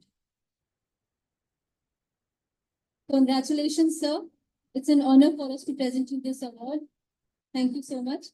Lloyd Group of Institutions is pleased to announce the most prestigious award, the Lifetime Achievement Award, to honor the excellence in the field of pharmacy to professionals who have gone beyond the call of duty and have proven to be exceptional achievers. Ladies and gentlemen, please put your hands together. The Lifetime Achievement Award 2024 is being presented to Professor Roop Krishan Khar, Director, PS Anandpuriya Institute, Faridabad. I would request Mrs. Lakshmi Khar to please join the stage, please. Can we have a big round of applause? Professor Khar is a distinguished academician and research scientist currently serving as the director of PS Anandpuriya Institute. He has dedicated 37 years to Jamia Hamdard, where he held various significant positions. As the principal investigator of numerous research projects, he has secured exceeding 4.5 crores. We would also like to felicitate Mrs. Lakshmi Khan with a small gesture.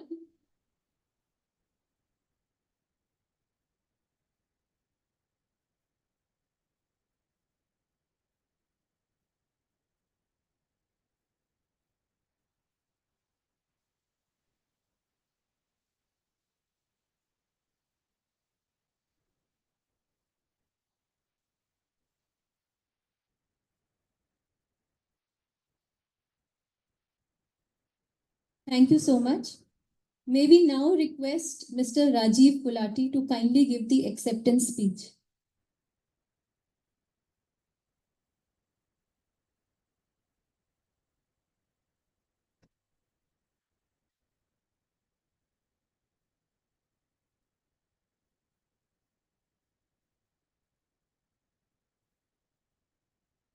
Respected Professor Pandey, my friends on the dais, and the young minds, the future of India, sitting in the audience. I'm honored and humble. The problem with these awards is that, we begin to take ourselves very seriously. I have done this, I have achieved some, I'll go and say exemplary contribution. And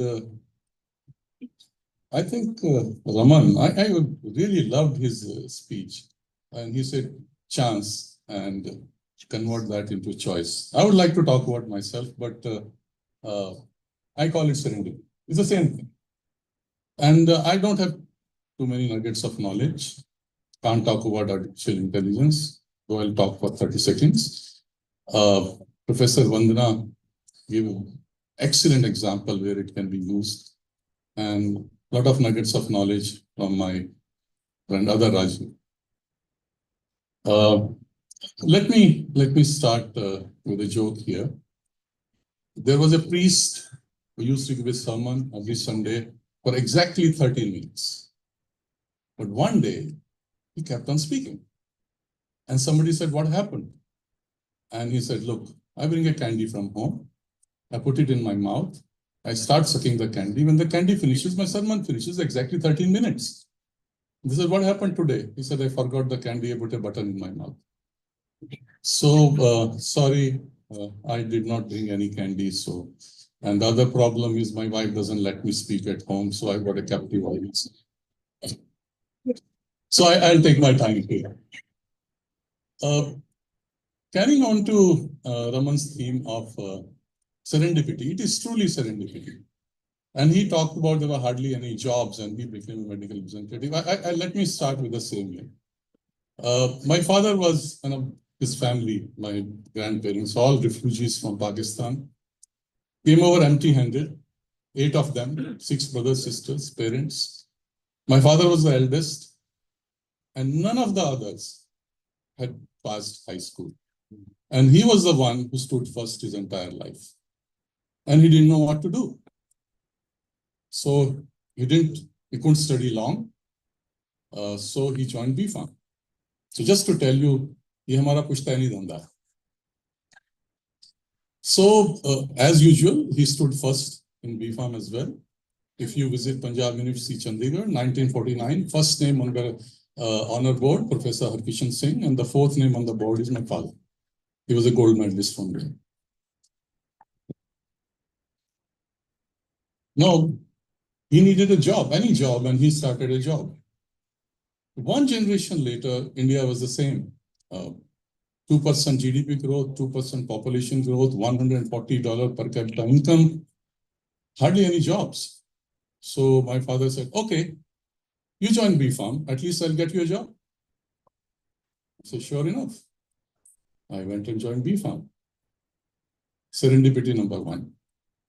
I did not know that pharmaceutical industry in India was on the cusp of a revolution. Imagine multinationals ruled the roost. Indian companies were nowhere. API was imported from Italy and tablets were punched in India. And I entered the industry at that time without realizing what the future holds. So that's serendipity number one, joining an industry which was going to be a global industry of Indian origin, apart from IT. I was 16 in my first year, and I volunteered for the Silver Jubilee of Indian Pharmaceutical Conference.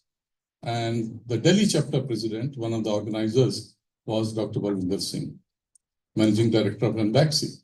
Ranbaxy had a global turnover at that time of 2 crores annually. So I met with him, and I can tell you one thing. I have been to 40 countries.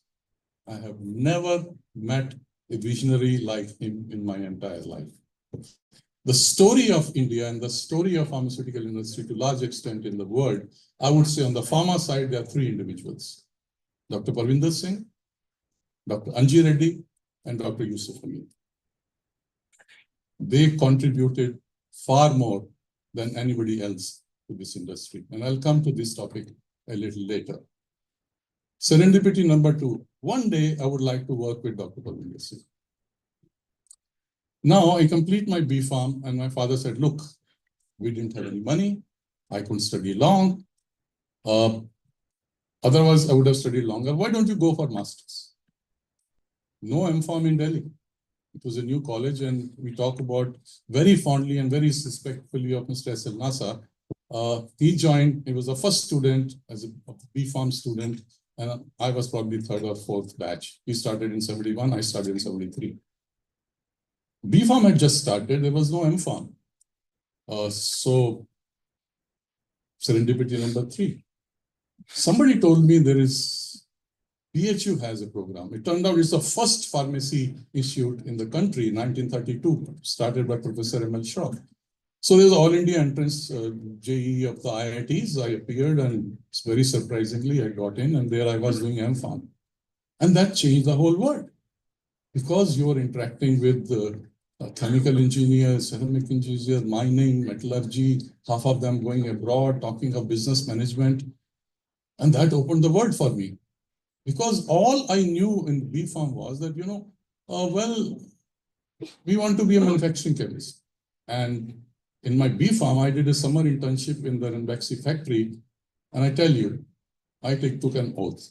I will never work in manufacturing. Nothing wrong with it. Nothing wrong with it. It's an individual choice. I just didn't like it. So what do? I thought I'll do research. After M.Pharm, I'll go for PhD, got admission in the US. In fact, my M.Pharm, I published, from my thesis, there are 9 research publications, including in Europe. And I don't want to name the person. A very, very senior government official is very fond of telling people, including my wife, that I copied Rajiv's M.Pharm thesis and did my PhD. So I thought, well, this is great. But then I read a book. The author was somebody called Art Linkletter. The book was written in 1976. So nobody has heard of that author. You surely haven't. And the book was simply how to be a super salesman. I said, aha, I don't want to be in manufacturing. I don't want to go abroad and do PhD. I don't want to do R&D. Don't want to teach. I want to be a salesman. So that's what I wanted to do. And said, who will teach me sales? And of course, you are interacting with all the IITians. And I thought, okay, go for an MBA. Remember, nobody in pharmacy profession had heard of MBA at that time. So I applied for IIM Ahmedabad, Calcutta. Bangalore was very poorly rated those days. Nobody went there. FMS was rated higher than Ahmedabad. So I went, passed written, passed good discussion. I was in interview for IIM Calcutta. And trust me, the interviewers had no clue what pharmaceutical sciences are all about. They simply asked me a question in the interview, what kind of a job will you get? Well, I didn't go there. I went to Ahmedabad, who had a better clue. And then, as luck would have it, started my career with Ranbaxy with Dr. Singh as a management trainee. Now on to the next one.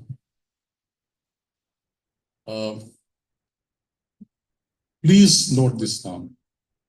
Success is the biggest cause of failure. When you succeed, you become arrogant. When you become arrogant, you stop learning. When you stop learning, that's sure short path to failure. And that's what was beginning to happen to me. 10 years, 7 promotions. Revital, Cifran, launch of the year. We grew sales 5 times in 6 years. My division from rank 13 to rank 2 in those 6 years. Glaxo was number 1 and we were number 2. And then I said, oh, I want to see the other side. I want to see the patented side. So Lilly was starting. I was the first person to join Lilly. And that was the rebirth for me. When I was here last time, I spoke about it. It is respect for the people. It's not all about strategy. It's not about brilliance. You are working as a team. A team contributes a lot to your success. And for any one of us to take credit of what all others have contributed is foolish. And that was the biggest learning for me. And of course, the beauty of Lilly is a rotated you in different functions, unlike what happens in India. And sure enough, 3 years here, Director of Sales and Marketing, went on to the US, Head of Business Development for Infectious Disease as a global head. And my first week there, and a Nobel laureate level scientist calls me and says, oh, you are Head of Business Development, Infectious Diseases. Please get me the coordinates for a protease. I fell off my chair. I says, what are you talking about? He says, we want to develop a protease inhibitor for hepatitis C virus. I'm talking, this is 1996. So I said, what are you talking about? Can you please teach me? Extremely humbling experience, which tells you that you know nothing. You know nothing. And you need to learn all your life. He was kind enough. Hepatitis C virus has 3 sites where enzymes act. Hepatitis C virus replicates. There's helicase, no drug can bind. There is polymerase. We have a program. There's a protease. Go and get it.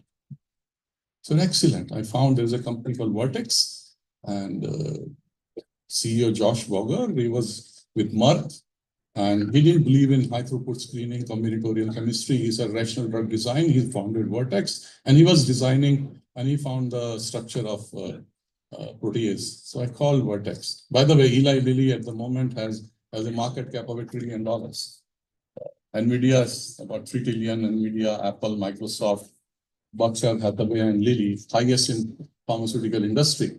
I called, pick up the phone, call Vertex. I'm calling from Eli Lilly. Bring your team here. We would like to talk about a collaboration for protease. And they said no. And I thought, this 1 week in the US, my first job, the corporate center, I said, I've lost my job. I'm done. My career is over. So I went to my boss and said, look, this is what has happened. He says, you need to get down from your high horse. So I went back, called them, folded hands. Can we come over, please?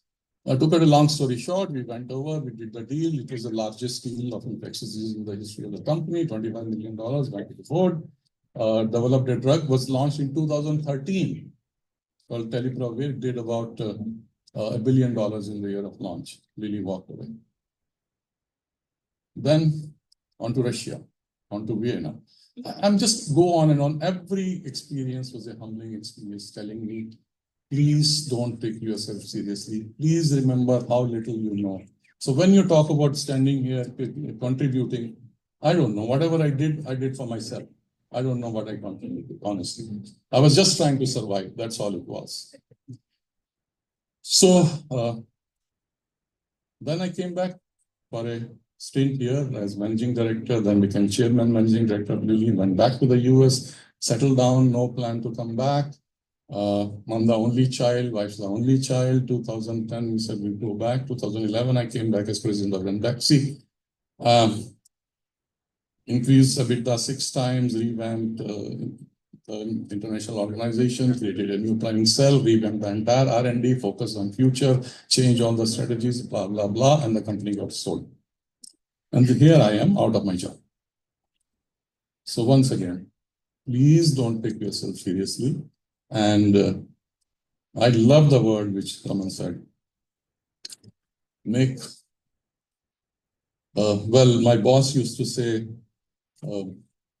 make your compulsion your strategy, and you were saying, make your compulsion your choice.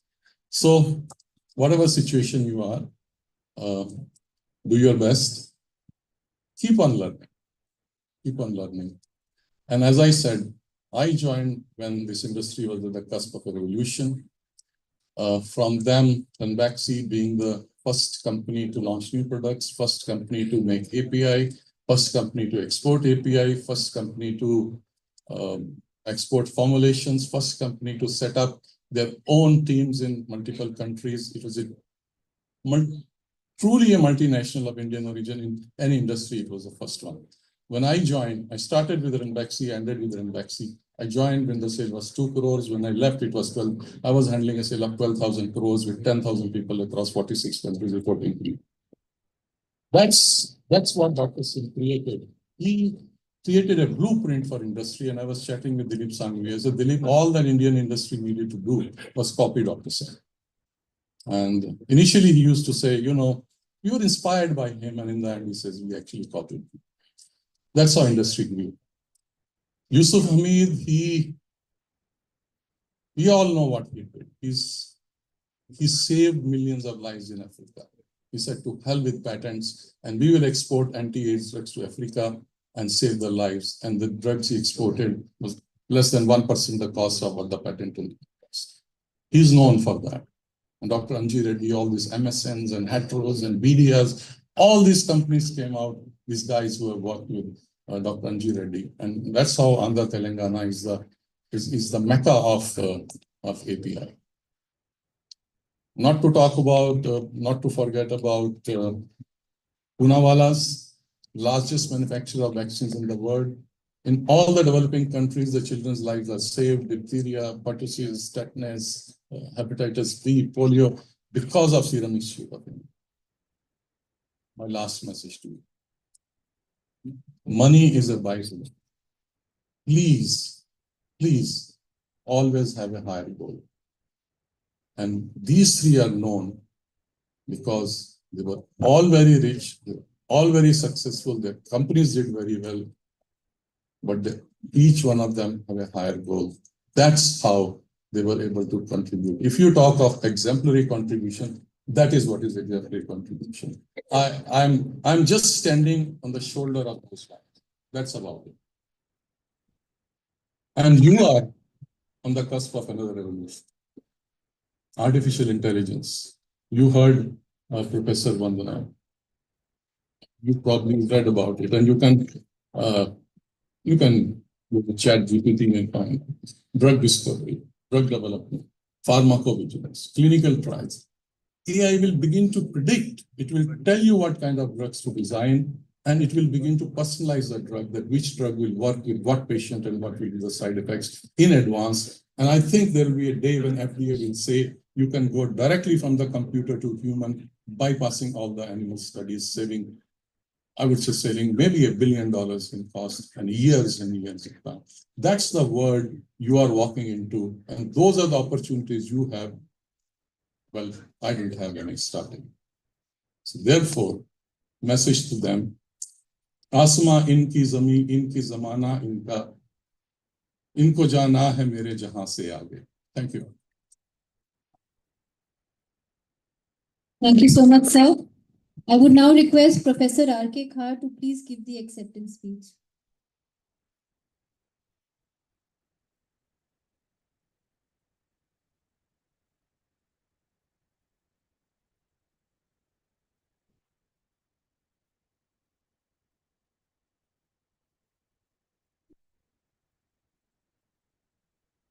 The esteemed chief guest of today's function, Professor J.P. Pandey sir, the president of Lloyd's Group of Institutions, Shri Manoj Tharani sahab, guests of eminence, dignitaries present, Shri Rajiv Gulati ji, guest of eminence, Shri Raman Kumar Khepar, Shri Rajiv Chibbar ji, and Vandana Arora ji, the Chief Strategy Officer and Head of the Growth of Lloyd's Group of Institutions. It's so wonderful, a lovely opportunity to attend this international conference. In fact, it is a routine practice of Lloyd's Group of Institutions to hold at least one international conference every year. And this year also the topic is really very, very good. And it is a contemporary need of the students, younger generation and the teachers, because you have blended very important thing here. The keywords you would say the conference is artificial intelligence, the innovation, and how can we transform ourselves so that we can look into the future. It's a very good thing. I think we have so many different speakers and they will be able to throw light on the various topics. Already we had a lovely keynote address and inaugural address and two addresses by two eminent guests, and they have given us so many inspiring stories, inspiring examples for all of us to understand and to grow by our own selves. Well, this is an acceptance speech from my side. I'll go on that protocol, yeah. Well, sir, good morning to each and every one of you who is present here on the dais and off the dais, of course. It's my great pleasure and an honor for me to be with you all on this beautiful morning, on this very special day of this conference. I want to start by thanking Mr. Manoj Thairani, the President of Lloyd's Group of Institutions, and Professor Vandana Sethi Arora, Chief Strategy Officer and Head of the Growth of Lloyd's Group of Institutions, and of course, the entire staff of these esteemed institutions for this humbling recognition given to me this morning. And I also want to thank as well as the colleagues, my colleagues and friends, and of course, my family, my revered parents, my teachers and gurus, my two children, Rohit and Rohina, and especially my wife, Lakshmi, who is present here and attending this conference today. And here, I want to thank my very, very dear students. And my students are my spirit. They are a part and parcel of my life, of my journey. And they are in fact my extended family. I have also want to thank my other colleagues with whom I have worked throughout my journey in my life. They have all and always pushed me to a better person. Every time I think I have tried myself to improve every day, every time, responsible for my success and most importantly, to be a better person every day. Without all of you, I think nothing would have been possible. So from the bottom of my heart, I express my gratitude and I thank you all with utter humility and grace. When I reflect back these roles and the situations I have been through and the people I have had, there is a common thread in all this journey. And so I came up with 3 important recommendations for success of the younger generation and all of us. I will only just briefly mention it. First and the foremost is to be passionate. This has been raised by some people. You have to have passion. You have to have some of your goals. You have to have objectives of your life. You cannot be successful in anything unless and until you are passionate about something. आपकी कोई चाहत होनी चाहिए, कोई आपका अपना एक vision होना चाहिए. It will depend on many things, you know. So then again, another important thing is that you are passionate for a while. एक साल के लिए passionate हो गया, फिर drop हो गया. Passion has to be continuous. It is very important to have a commitment for your passion. There will be bad times, there will be good times. That's what I have also passed. I have seen bad times, but good times as well. And you have to be very sure that your passion should continue silently inside, subtly inside, and grossly outside. That's very, very important. The second learning I want to convey is that I would like to recommend is to take care of others. It's very important to be passionate. आप जिन लोगों के साथ काम करते हैं, जो आपके seniors हैं, जो आपके जीनियर्स हैं, जो भी हैं, उनके साथ you cannot grow by your own self. You cannot be a successful person if you live with your own ego, with your own sort of self-esteem, which should be there. But a true leader is the one who is always open and frank with others and genuinely cares for others. And it includes all of us, everybody. So I want to illustrate, since I'm here in Lloyd's group of institutions, there's a very good illustration here, that of our president of Lloyd's group of institutions, Sri Manoj Herani. Is a lovely illustration of how he conducts with people. He cares, everybody talking so high about him. That is a down and up. He has grown so many leaders here in this institution. An excellent example is that of my close friend, Vandana Sethi Arora. I have seen her growing over the last 20-25 years. That is what is required. You have to care about people, you have to grow them, and the institution grows and you also grow. And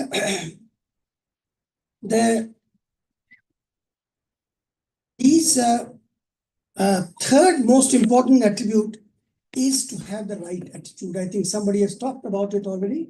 And this we lack most of the time. I have seen that many people are failing in their careers due to their behavior and the conduct with the people and the situations they face every day.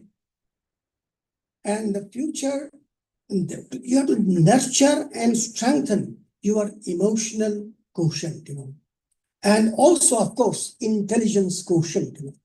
देखो, emotional quotient अगर नहीं होगा, intelligence की कोई utility नहीं. Understand, EQ and IQ will go together. If your IQ is at 90% level, 9 scale, and your EQ is 2 or 1, I'm sure you're not going to be successful. You will be a dormant career. It will not grow at all. So take care of yourself and understand what is your weakness, where you are weak, why you are weak. This is going to be very vital for your growth and success. Well, friends, be positive. Don't look at the why not and I cannot, but always look into now I can make it happen and find a way to do things. Be positive. Now, so the bottom line is, if you have the passion, if you engage and care for others with the right attitude, and always keep your ultimate objectives in mind, you and your family, and you will be an asset to any organization and the nation at large. I don't want to go longer, but I will, I've seen there were, today everybody is adding an element, so I thought I will also element, Sir will end more elements at the end in his chief address. Well, I wanted to say 5 elements, okay, subtle elements. Then we added time. That was by our Vandana ji. Then the knowledge by Mr. Chiba.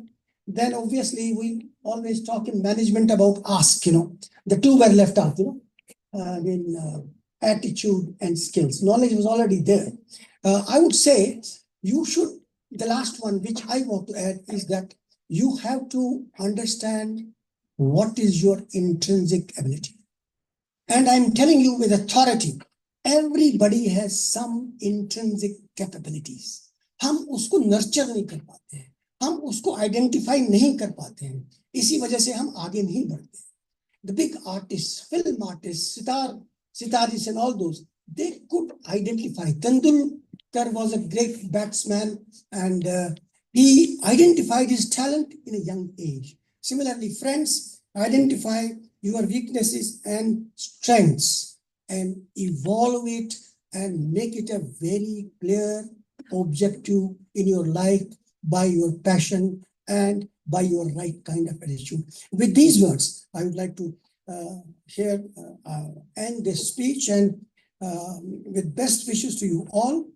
Friends, ladies and gentlemen, be happy, make your life an interesting and lively. These three characteristics which I have mentioned in my speech, they are ultimate lifetime achievement goals. The three which I told you, and others we can add later on. Thank you very much. Jai Hind. Jai Hind.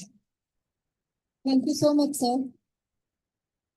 I honor now to invite Chief Guest of the event, Professor J.P. Pandey, Honorable Vice Chancellor, Dr. APJ Abdul Kalam Technical University, Lucknow. Professor Pandey brings a wealth of experience and expertise to this esteemed position. Prior to his appointment at AKTU, Professor Pandey served as the Vice Chancellor of Madan Mohan Malviya Technical University. He completed his BTech in Electrical Engineering from Ram Manohar Lohia University, Faizabad, and later obtained his PhD from Uttar Pradesh Technical University. Thank you, madam. Okay. अभी पता चलेगा कि अभी उनको पर्ची मिली है time का, तो उसको हम यूज कर लेंगे इधर है. Thank you. Head institute of engineering and management pharmacy के इस विंग में आज इंटरनेशनल कॉन्फ्रेंस के अवसर पर हमारे बीच में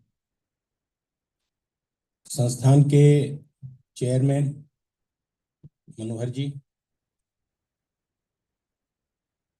प्रोफेसर रूप कृष्ण आर जी, सीनियर फार्मेसी प्रोफेशनल हैं, mister Rajiv Gulati, ex president Ranbaxy, Raman Kumar Khepar ji और संस्थान के निदेशक डॉक्टर वंदना, उनकी पूरी टीम, संस्थान के फैकल्टी मेंबर्स, इस इंटरनेशनल कॉन्फ्रेंस में आए हुए सभी डेलीगेट्स, कुछ हमारे पुराने मित्र लोग भी हैं यहाँ पर, प्रोफेसर पाठक एंड मिसेस पाठक, वो चली गई हैं कहीं पे हैं, डियर स्टूडेंट्स, और जो लोग छूट गए हों उनका भी नाम इसमें इंक्लूडेड है. सभी को गुड मॉर्निंग. और सबसे पहले डॉक्टर वंदना को मैं बधाई देना चाहता हूं कि ये जो फार्मेसी का एक इंटरनेशनल कॉन्फ्रेंस और इस थीम पर शुरू किया है, ये रियली एक कभी विकसित भारत की भी बात कर रहे थे हम लोग, तो उस दिशा में एक हर आदमी का कर्तव्य है कि वो उस पर लाइन में चले, और इस संस्थान ने भी अपना दायित्व निर्वहन किया है. विकसित भारत में योगदान लॉयड इंस्टीट्यूट का कैसे होगा और फार्मेसी के सेक्टर में एआई के यूज में और उसकी सस्टेनेबिलिटी पर हम बात कर रहे हैं, एक बहुत बड़ी बात है वो. उसके लिए पूरी टीम और उनको बधाई कि उन्होंने इस प्रोग्राम को आयोजित किया. इंटरनेशनल कॉन्फ्रेंस में उन्होंने बताया 620 इनके पास पेपर आए थे, 510 के करीब उन्होंने एक्सेप्ट किए हैं, जिसका हम लोगों ने आपको एक विमोचन किया है एक किताब का. ये जो एआई है, और एक सबसे बड़ी बात यह है कि दूसरी बार मुझे फार्मेसी के इंडस्ट्रियलिस्ट से पहली बार मिलने का अवसर दिया इन्होंने, और मैनेजमेंट को और डॉक्टर वंदना दोनों को मैं धन्यवाद देना चाहता हूं कि मैं पहले कभी, हम इंजीनियरिंग बैकग्राउंड के लोग हैं और हमने जहां जो भी संस्थान देखे वो फार्मेसी के नहीं थे, but as a vice chancellor और डिफरेंट कैपेसिटी में टेक्निकल यूनिवर्सिटीज में और भी जगहों पर, और हम लोगों ने एक्सपीरियंस किया था फार्मेसी में क्या हो रहा है. और अभी डिस्कशन में मैंने बताया फार्मेसी का मैंने डाउनफॉल भी देखा है और राइज जो हो रहा है अभी वो भी देखा है, और भी राइज हो रहा है. तो स्टीप राइज नहीं होना चाहिए, राइज सस्टेनेबल होना चाहिए, जो इस इंटरनेशनल कॉन्फ्रेंस का टॉपिक है. तो इसमें बहुत सारी लोगों ने अपने अपने विचार दिए कि एलिमेंट्स जोड़ेंगे, तो मैं एलिमेंट्स नहीं जोड़ूंगा. जो अभी हमारे से पहले के जो स्पीकर हैं वो हमारे सभी के सीनियर हैं, तो उसमें मैं आपके सफलता के लिए एक राज उन्होंने 3 बताए हैं, मैं एक और जोड़ देता हूं आपको. Be smart in your life. Smart, SMART. Smart, आप सोचे होंगे स्मार्ट का मतलब बहुत अच्छा कपड़ा पहनना है, बहुत अच्छा अपीयरेंस है, वो स्मार्ट नहीं है. जो भी लाइफ में कोई भी काम आप टेकअप करते हो, यहाँ मैनेजमेंट के भी लोग हैं, they know what is the smart. कोई भी लाइफ में है S, हम इसको एब्रीवेट कर रहे हैं। कोई भी टास्क आप अपनी लाइफ में लेना, दैट शुड बी स्पेसिफिक। जो पहला एस है, दैट इज स्पेसिफिक टास्क होना चाहिए। उसका आउटकम क्या होना चाहिए वो आपको मालूम होना चाहिए, और किस आउटकम पर आप काम करने जा रहे हो ये it must be clear before start of your work project, जो वट एवर में भी। आप यहाँ पर फार्मेसी करने, बी फार्मा करने आए हैं, तो आपका एक आउटकम है, और आउटकम आपको मालूम है कि आप 4 साल के बाद भी फार्मा करेंगे, आपको एम फार्मा करना है या आपको इंडस्ट्री में जाना है। ये आपका स्पेसिफिक टास्क है। एम है स्मार्ट का, दैट इज मेजरेबल। कोई भी टास्क होगा वो मेजर होना चाहिए। मेजर क्या है? 4 साल का कोर्स है, 160 170 क्रेडिट का आपका कोर्स है जो आपको पूरा करना है। That is the measurement. जैसे मान लो यहाँ से चांद पे जाना है, तो चांद की डिस्टेंस मालूम नहीं रहेगी तो हमको कैसे रॉकेट डिजाइन करेंगे, कैसे सैटेलाइट को कितना किस ऑर्बिट में भेजना है, ये हमको नहीं पता रहेगा।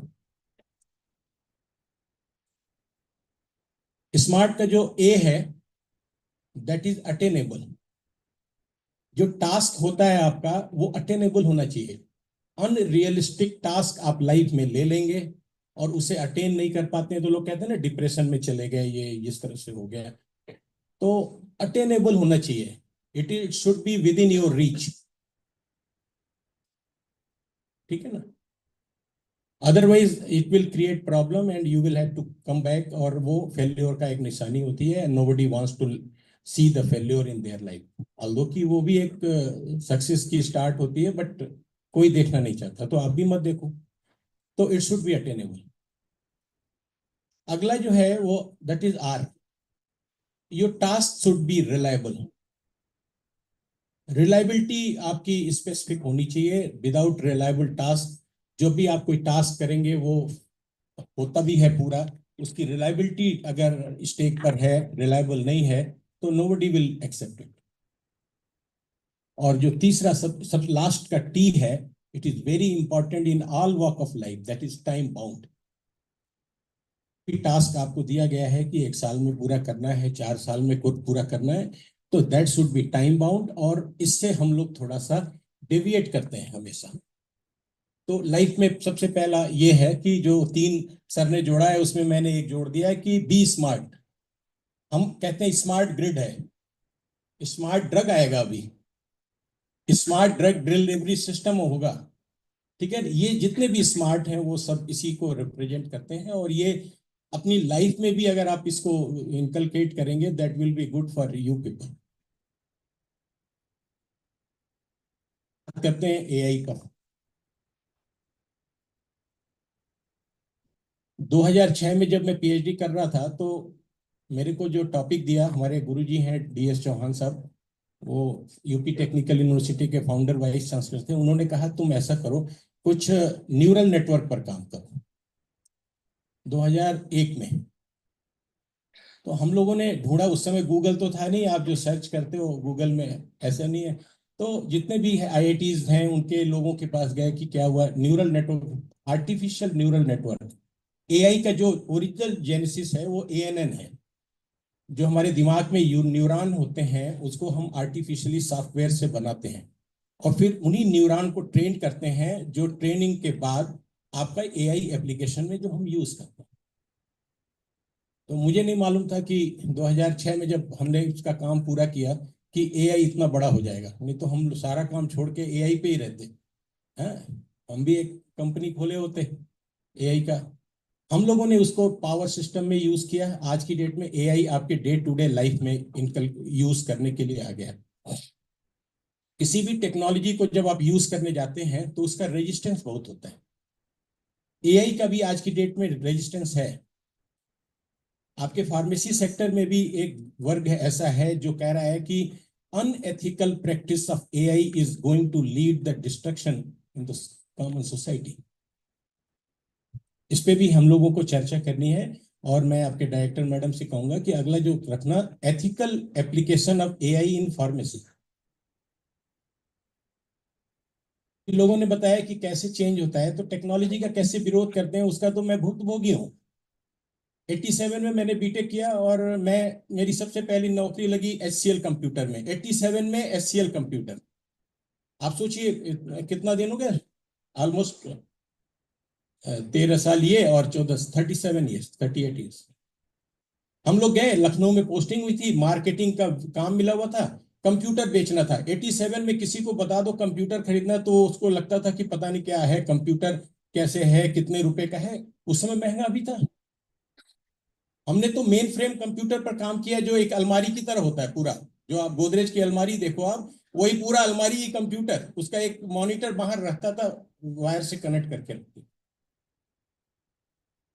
हमने फोर्ट्रान की प्रोग्रामिंग इतने बड़े सीट पर करी है, बड़ी सी फ्लॉपी ड्राइव यूज करा है।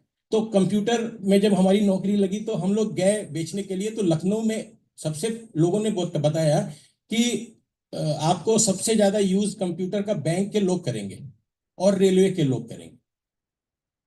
रेलवे का तो नाम नहीं आया, बैंक के लिए आया, क्योंकि बैंक में डेटा बहुत यूज होता है कस्टमर का। तो वहीं लखनऊ में हजरतगंज में, जो लोग लखनऊ में आते जाते हैं, हजरतगंज में एक स्टेट बैंक की बहुत बड़ी बिल्डिंग है, आज भी वैसे ही है जो 87 में थी, थोड़ा पेंट वेंट बदल लिया है उन्होंने, बट बिल्डिंग वही है, बहुत बहुत पहले से बनी हुई है। तो एक डीजीएम साहब के पास हम 3 लोग गए अपॉइंटमेंट लेने, तो बड़े दिनों के बाद उन्होंने अपॉइंटमेंट दिया, तो उनसे हम लोगों ने कहा कि साहब ये कंप्यूटर है एचसीएल का। एचसीएल का उस समय कंप्यूटर पहले वो था 80 एक्सटेंडेड टेक्नोलॉजी, एक्सटी, यहां से शुरू हुआ था। फिर एडवांस टेक्नोलॉजी आई 80 में भी 386 286 386 486, देन पेंटियम 1, पेंटियम 2, पेंटियम 3, पेंटियम 4, 5, और उसके बाद अब हम लोग आई पे चल रहे हैं। तो डीजीएम साहब तो नहीं कुछ बोले, उनके यहाँ कोई सज्जन बैठे हुए थे, उन्होंने कहा आप लोग तो समाज के दुश्मन आ गए। That was the statement. क्यों? क्योंकि कंप्यूटर से अनएम्प्लॉयमेंट बढ़ने वाला है, अनएम्प्लॉयमेंट बढ़ेगा और आप लोग दुश्मन हो, अनएम्प्लॉयमेंट बढ़ाने के लिए आए हो। जो पुराने लोग यहाँ बैठे हैं, मैं बताना चाहता हूं, इस देश में अगेंस्ट कंप्यूटराइजेशन 2 बड़ी स्ट्राइक हुई हैं, रेलवे ने की है और बैंक ने की है। और आज की डेट में ये दोनों सेक्टर आज की डेट में बिना कंप्यूटर के रह नहीं सकते, इतना चेंज है। तो हमें लगा यार कहां फंस गए हम, चलो एमटेक करते हैं। आदमी के पास कोई चॉइस नहीं मिलता है तो देन चलो एमटेक करते हैं, कम से कम घर में तो बताने के लिए रहेगा ना कि 2 साल और पढ़ना है भी, तब नौकरी की गुंजाइश होगी। एनीवे,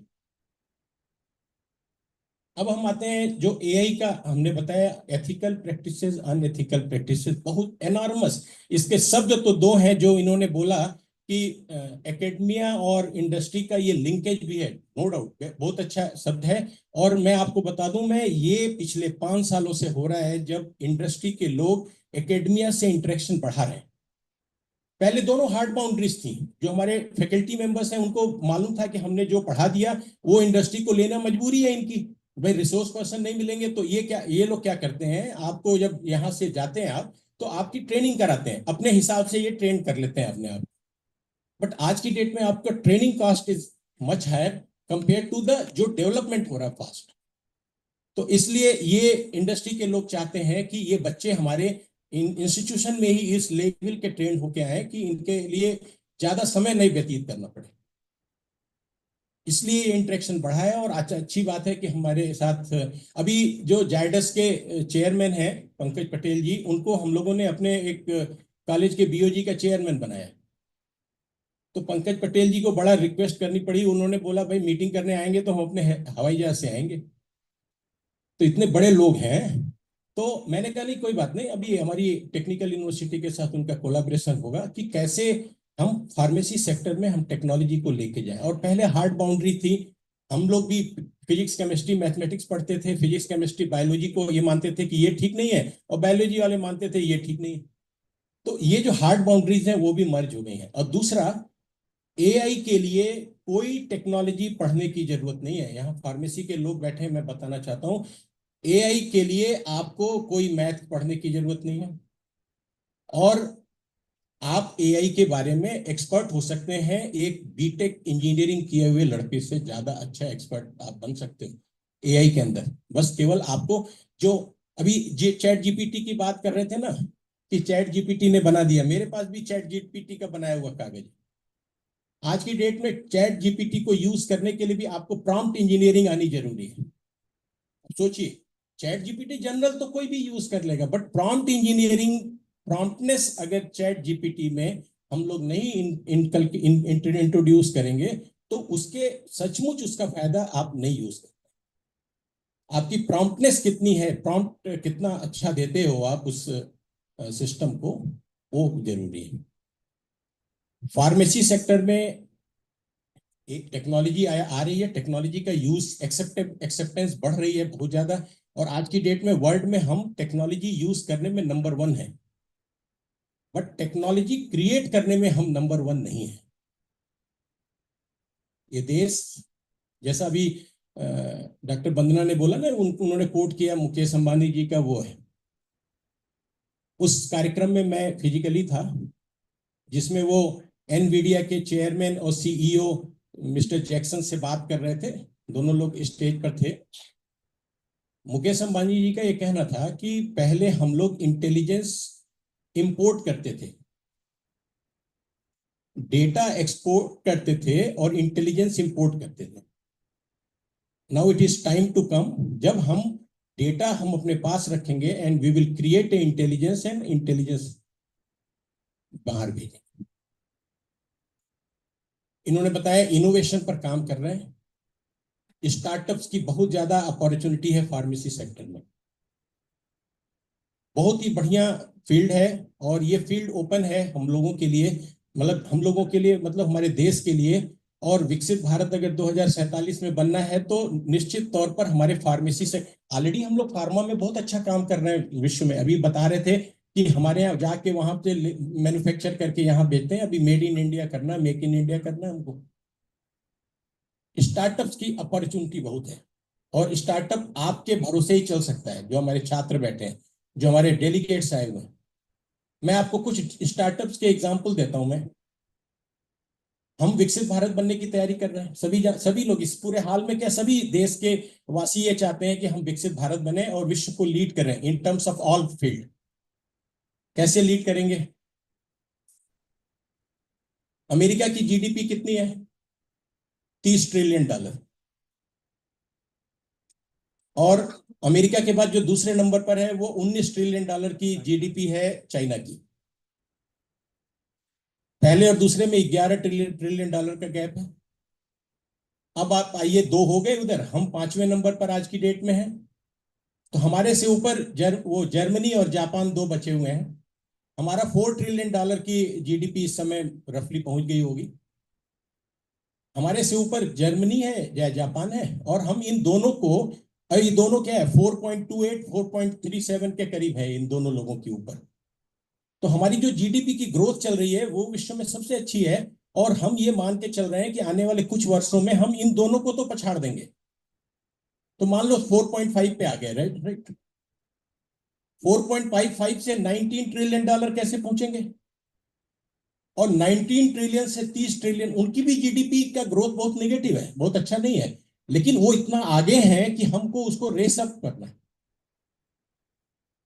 और ये तभी संभव है जब आप स्टार्टअप के रूप में इनोवेशन इंक्यूबेशन सेंटर, आप जैसा बताया डायरेक्टर मैडम ने कि वो आप कर रहे हैं, और इसमें सभी लड़कों को प्रतिभा करना। आप नौकरी करो ना करो, आप हायर एजुकेशन में जाओ, एक स्टार्टअप अपना डेवलप करना, और स्टार्टअप छोटी छोटी प्रॉब्लम इंडस्ट्री की आएगी वो सॉल्व करो। आइडिया भी आपका क्लिक कर सकता है।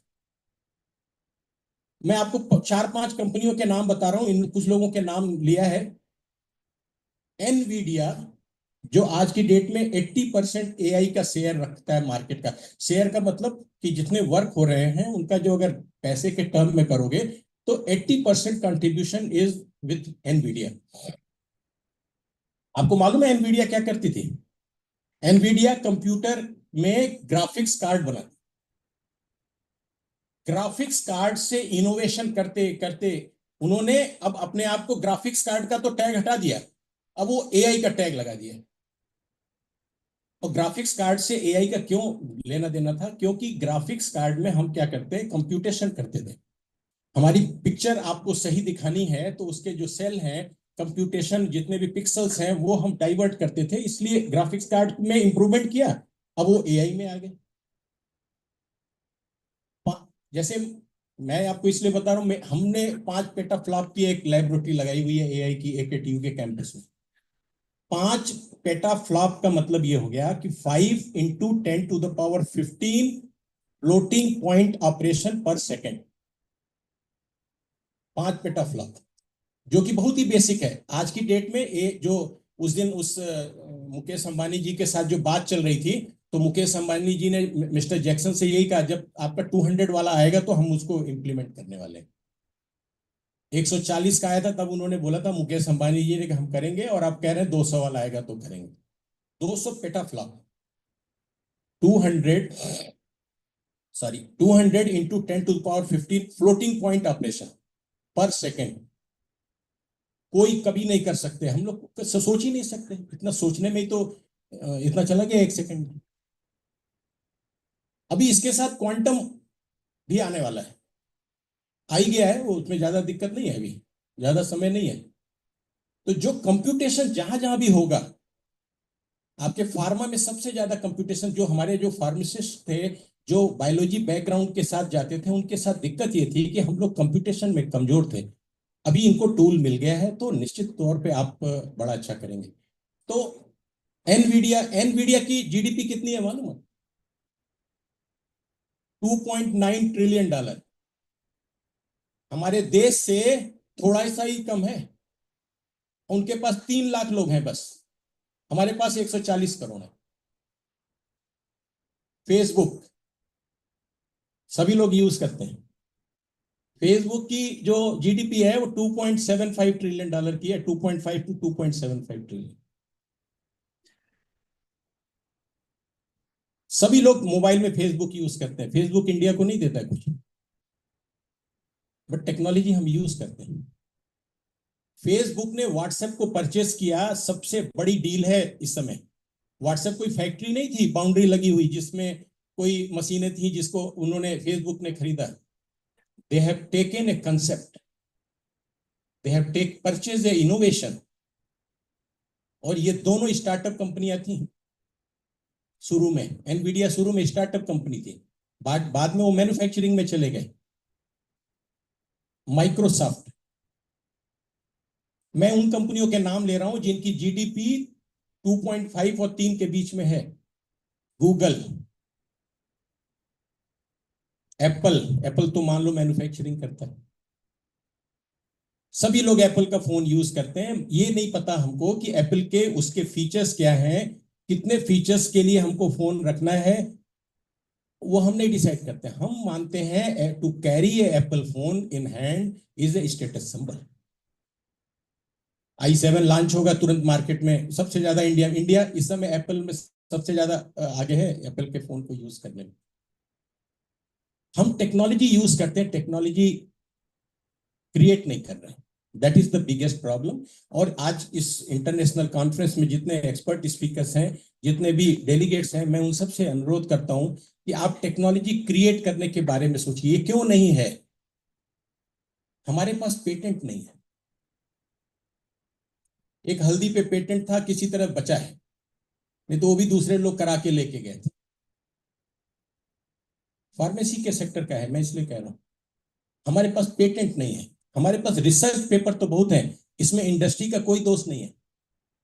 इसमें दोष हमारा है, हमारी फर्टिनिटी का है। फैकल्टी मेंबर्स जितने एकेडमिक्स के लोग हैं उन सबका दोष है कि हम अच्छा रिसर्च नहीं कर रहे हैं। रिसर्च किस लिए कर रहे हैं?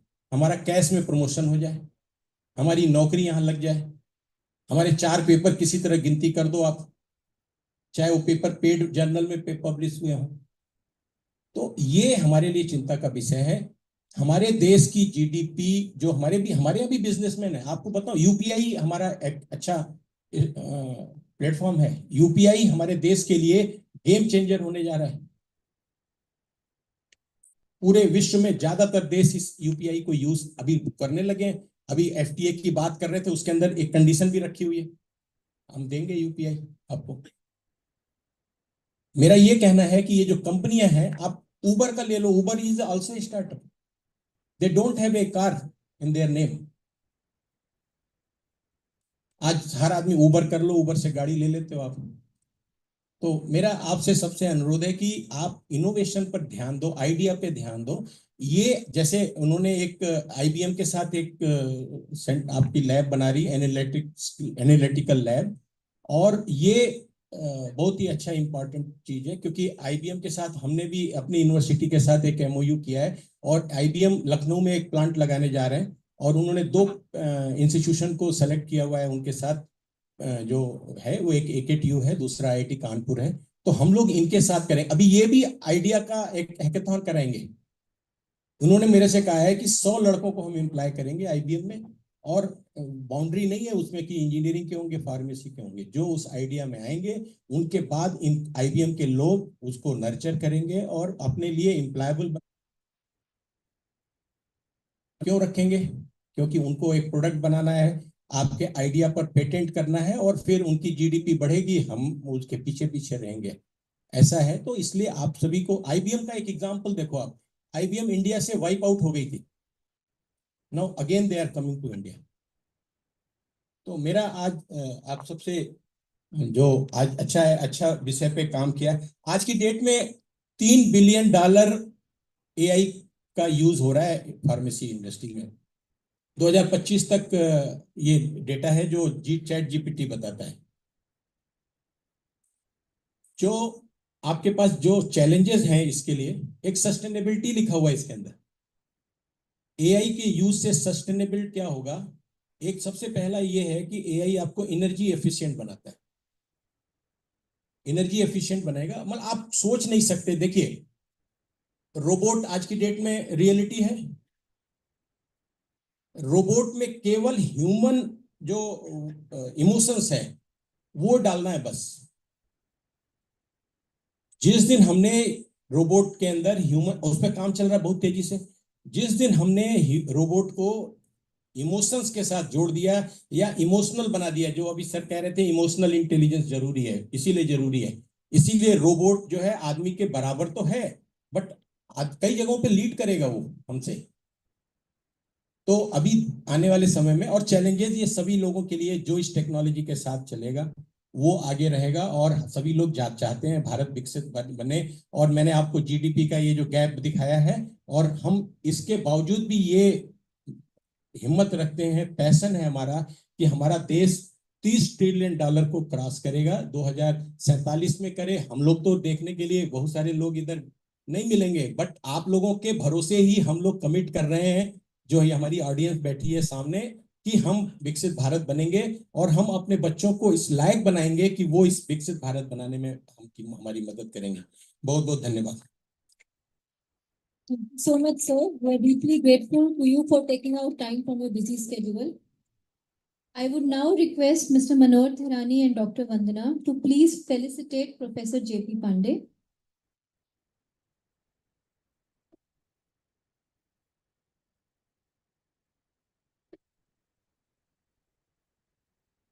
Can we have a round of applause, please, everybody?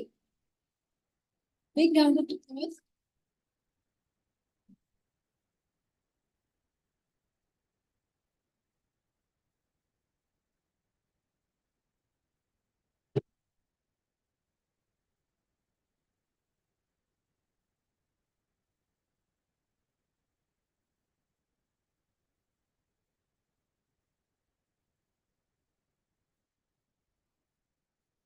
Dr. Rajiv Chhabbar. Can we have a big round of applause, please?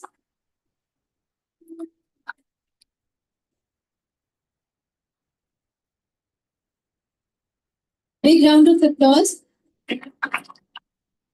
We would also like to felicitate Mr. Raman Kumar Paper.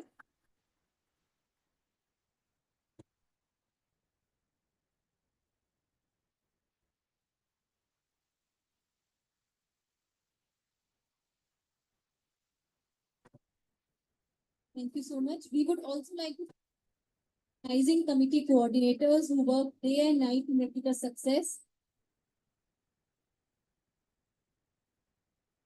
Ashish Parashar to please come on stage. Can we have a big round of applause for all three of them?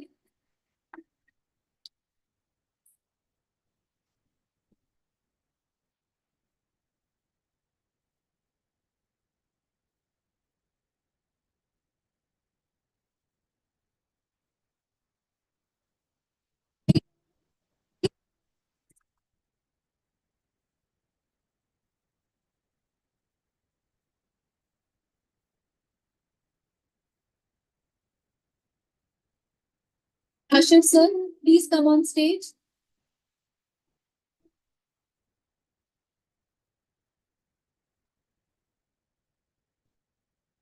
I think he is not here right now. Thank you.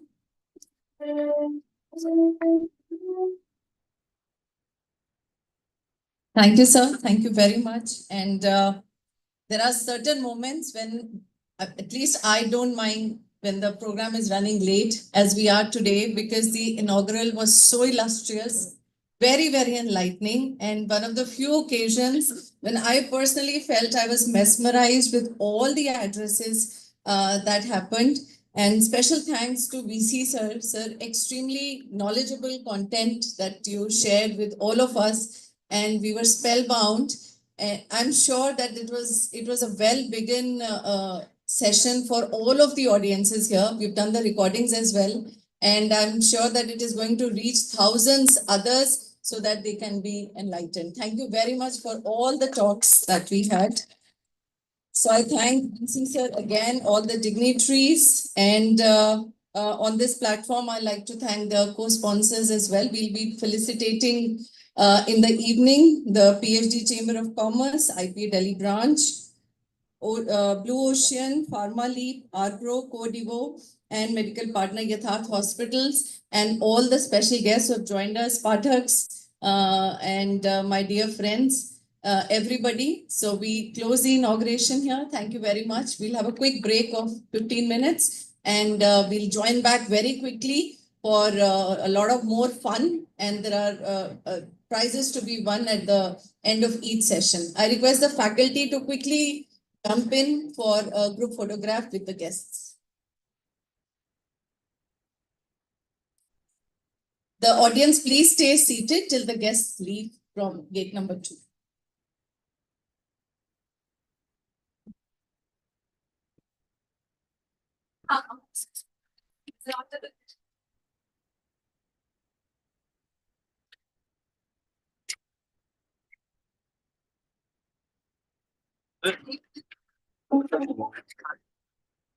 Side से Mario तब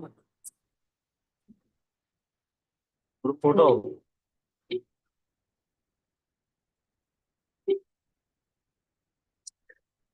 और तगड़ा चलता हो live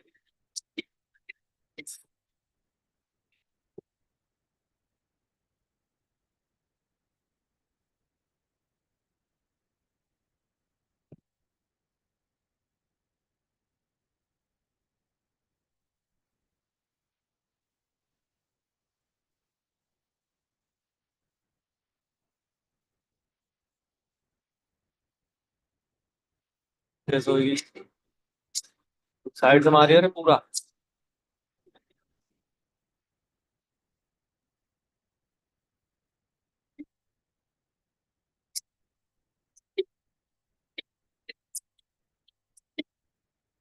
yes just look here all of you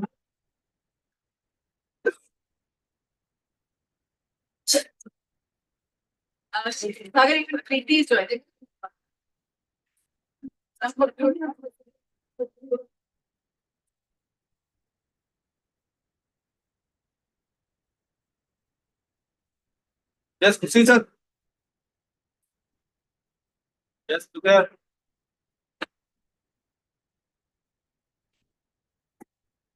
thank you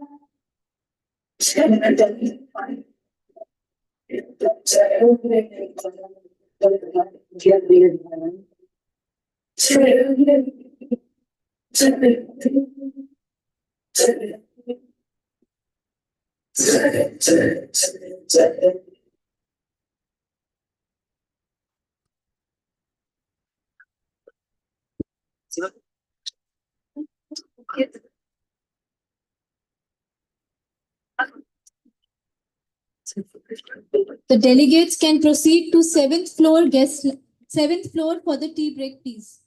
Seventh floor. After the dignitaries leave. So delegates, please remain seated. After the dignitaries leave only. So the gates 1 and 4 will remain closed